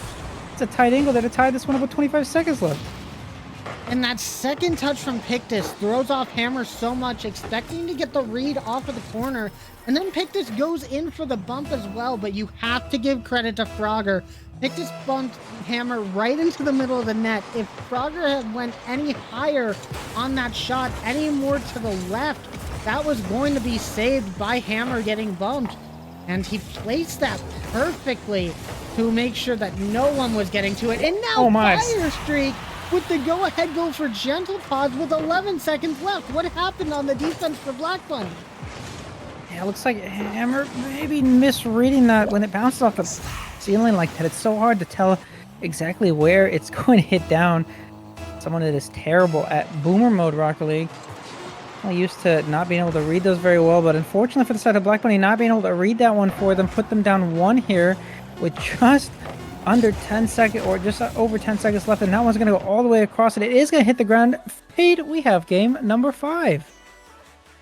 And that is absolutely insane from Gentle Paws here. I don't think anybody was expecting that one as it went 3 up, but here we are, and we're going to a game 5, ladies and gentlemen, and you gotta say, this is not looking good for Black Bunny Gaming. We had some very bad luck for this team in recent game 5s, but at the same time, we also love to talk about it, how Hammer pops off when game 5s happen. Are we going to see that this time? We're just going to have to wait and find out, but the replays from game number 4 kind of say it all. This was a very back and forth game. In the end, Gentle Paws just a little bit more aggressive on their positioning, and it turns out that that works well against Black Bunny Gaming right now. Yeah, and if you're Black Bunny, the alarm bells are ringing. You do not want to give that repeat of history. Like we talked about, the fear of that second reverse sweep is on the horizon, right? We talked about it's difficult. It's definitely not an easy task to do, but somehow magically we are in this game 5 now. It's a game 5 scenario now. Obviously, if you're Black Bunny, you want to not repeat history. You want to close it out here. This is your 3rd chance here to do so. You haven't been able to do it up until this point, though, but if you are Gentle Paws, you're looking at that last week and you're saying to yourself, okay, they did it, we can do it. Obviously, Kiki did have the disconnect in game 5 last week, which allowed Luminosity to have that extra edge to give them that victory in game 5. Hopefully, if you're Black Bunny, you do not have the repeat of that history. But regardless, though, we do have game 5 here. This is win or go home here for Swiss Stage 3. And this is going to mean so much for both these teams. Either a chance at playoffs or fighting for your lives in next week for round number 4. And this could be the momentum that either team needs to make it to playoffs. We already saw Hammer with close chance to start off this game, but it was put aside by Pictus. That's kind of what we've really been harping on this entire series that we haven't really seen too much of, is Pictus versus Hammer, and I just see Pictus just gets the demo on Hammer just there.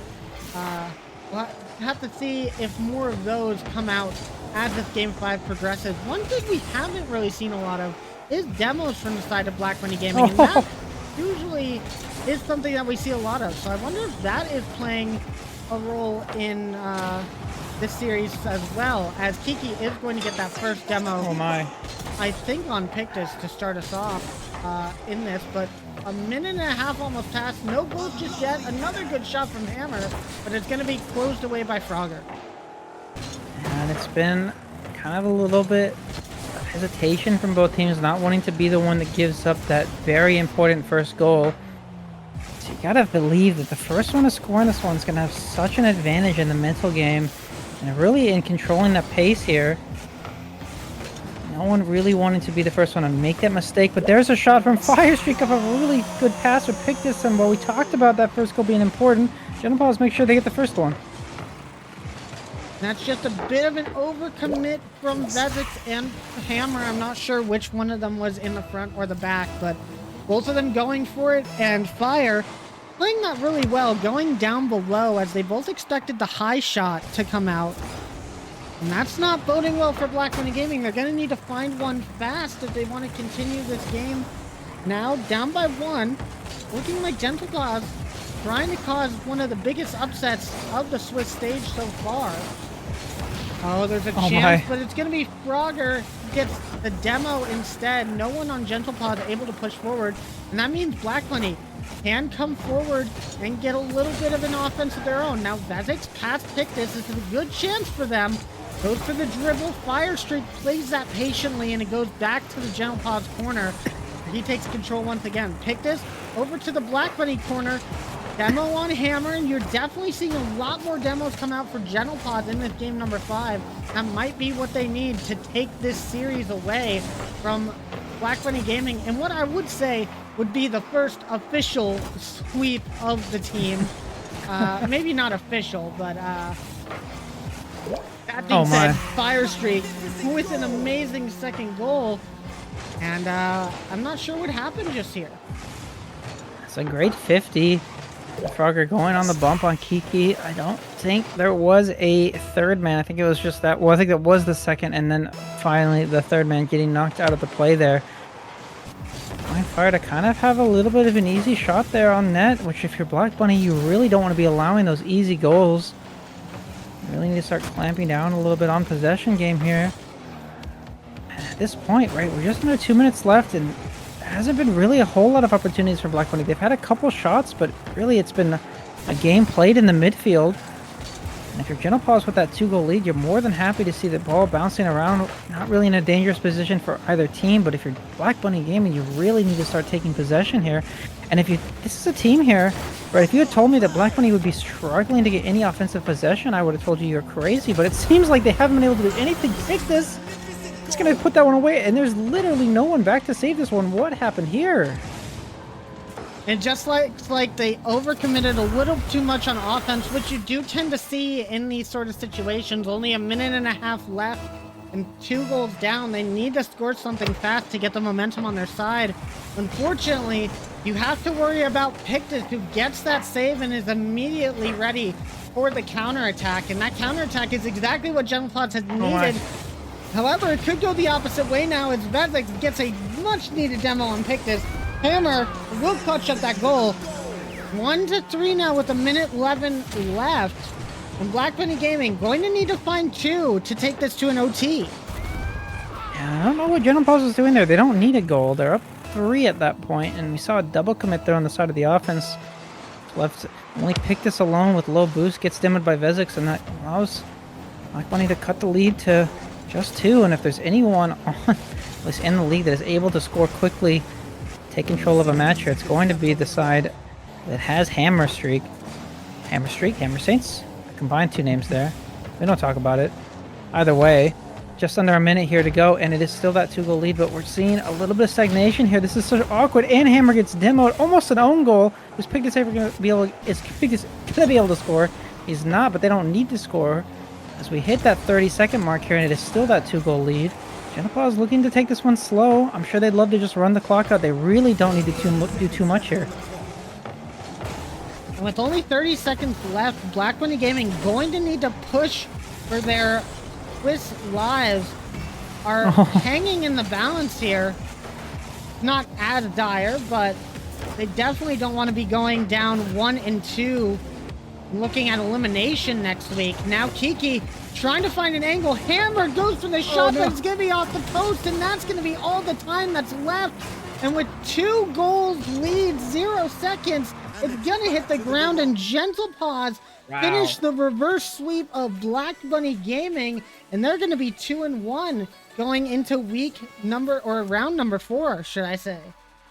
I cannot believe it. Twice in a row. You have to feel the pain for Black Bunny Gaming. Getting reverse swept for the second straight week.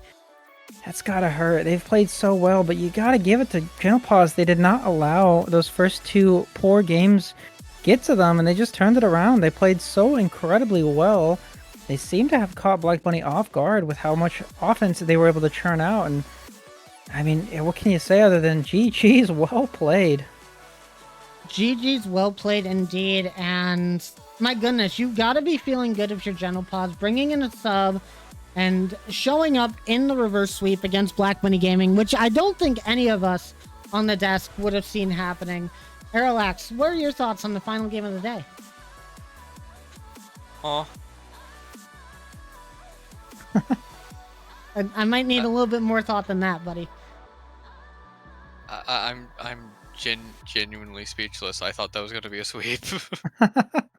Like, oh my god. Okay, I'm a get back to me in like 5 to 7 business days. Okay, well, we'll do that. But that is going to be the end of the round 3 1-1 matches. And it was very interesting. We got some really interesting results today. I think that all teams played really well. But now, guys, we have 3 of our top 4 teams in elimination spots going into round 4. Cloud9, Black Bunny Gaming, and Big Dragon Squad all playing for their lives from now on in the league, where in a top 6 situation, you would have probably put all 4 of those teams into the playoffs. Now we're probably not going to get possibly 2 of them, maybe not even all 3. That's going to be a huge shakeup for playoffs in general. It's going to make might even call it crazy. Some might even call it crazy. You are correct. But tomorrow, guys. Yeah, sure. Oh gosh. Tomorrow, guys, we've got 2 more matches to end off round number 3, and they're all going to be promotion and or elimination matches, and a combination of both in one of the cases. We will start off tomorrow with Fox Clan versus Big Dragon Squad. Big Dragon Squad playing for their lives. Meanwhile, Fox Clan playing just to make it into the top 2, and we'll finish off the day with Dignipause versus Lumimosity. One of those teams guaranteed to make it into one of the top 2 seeds of playoffs. Gonna be amazing. Any final thoughts from the desk for day number 1?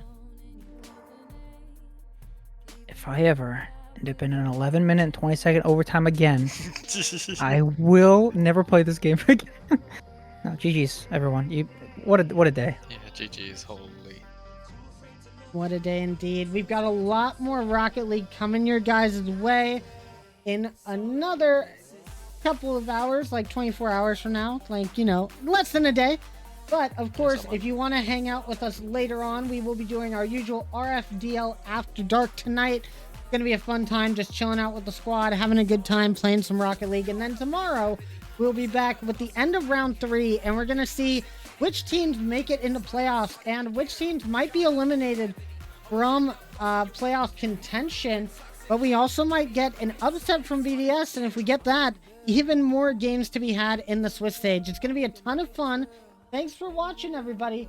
We will see you all tomorrow and tonight for RFDL After Dark and the ending of round number 3 of Swiss. Thanks for watching, everybody. We'll see you later. Dweezes.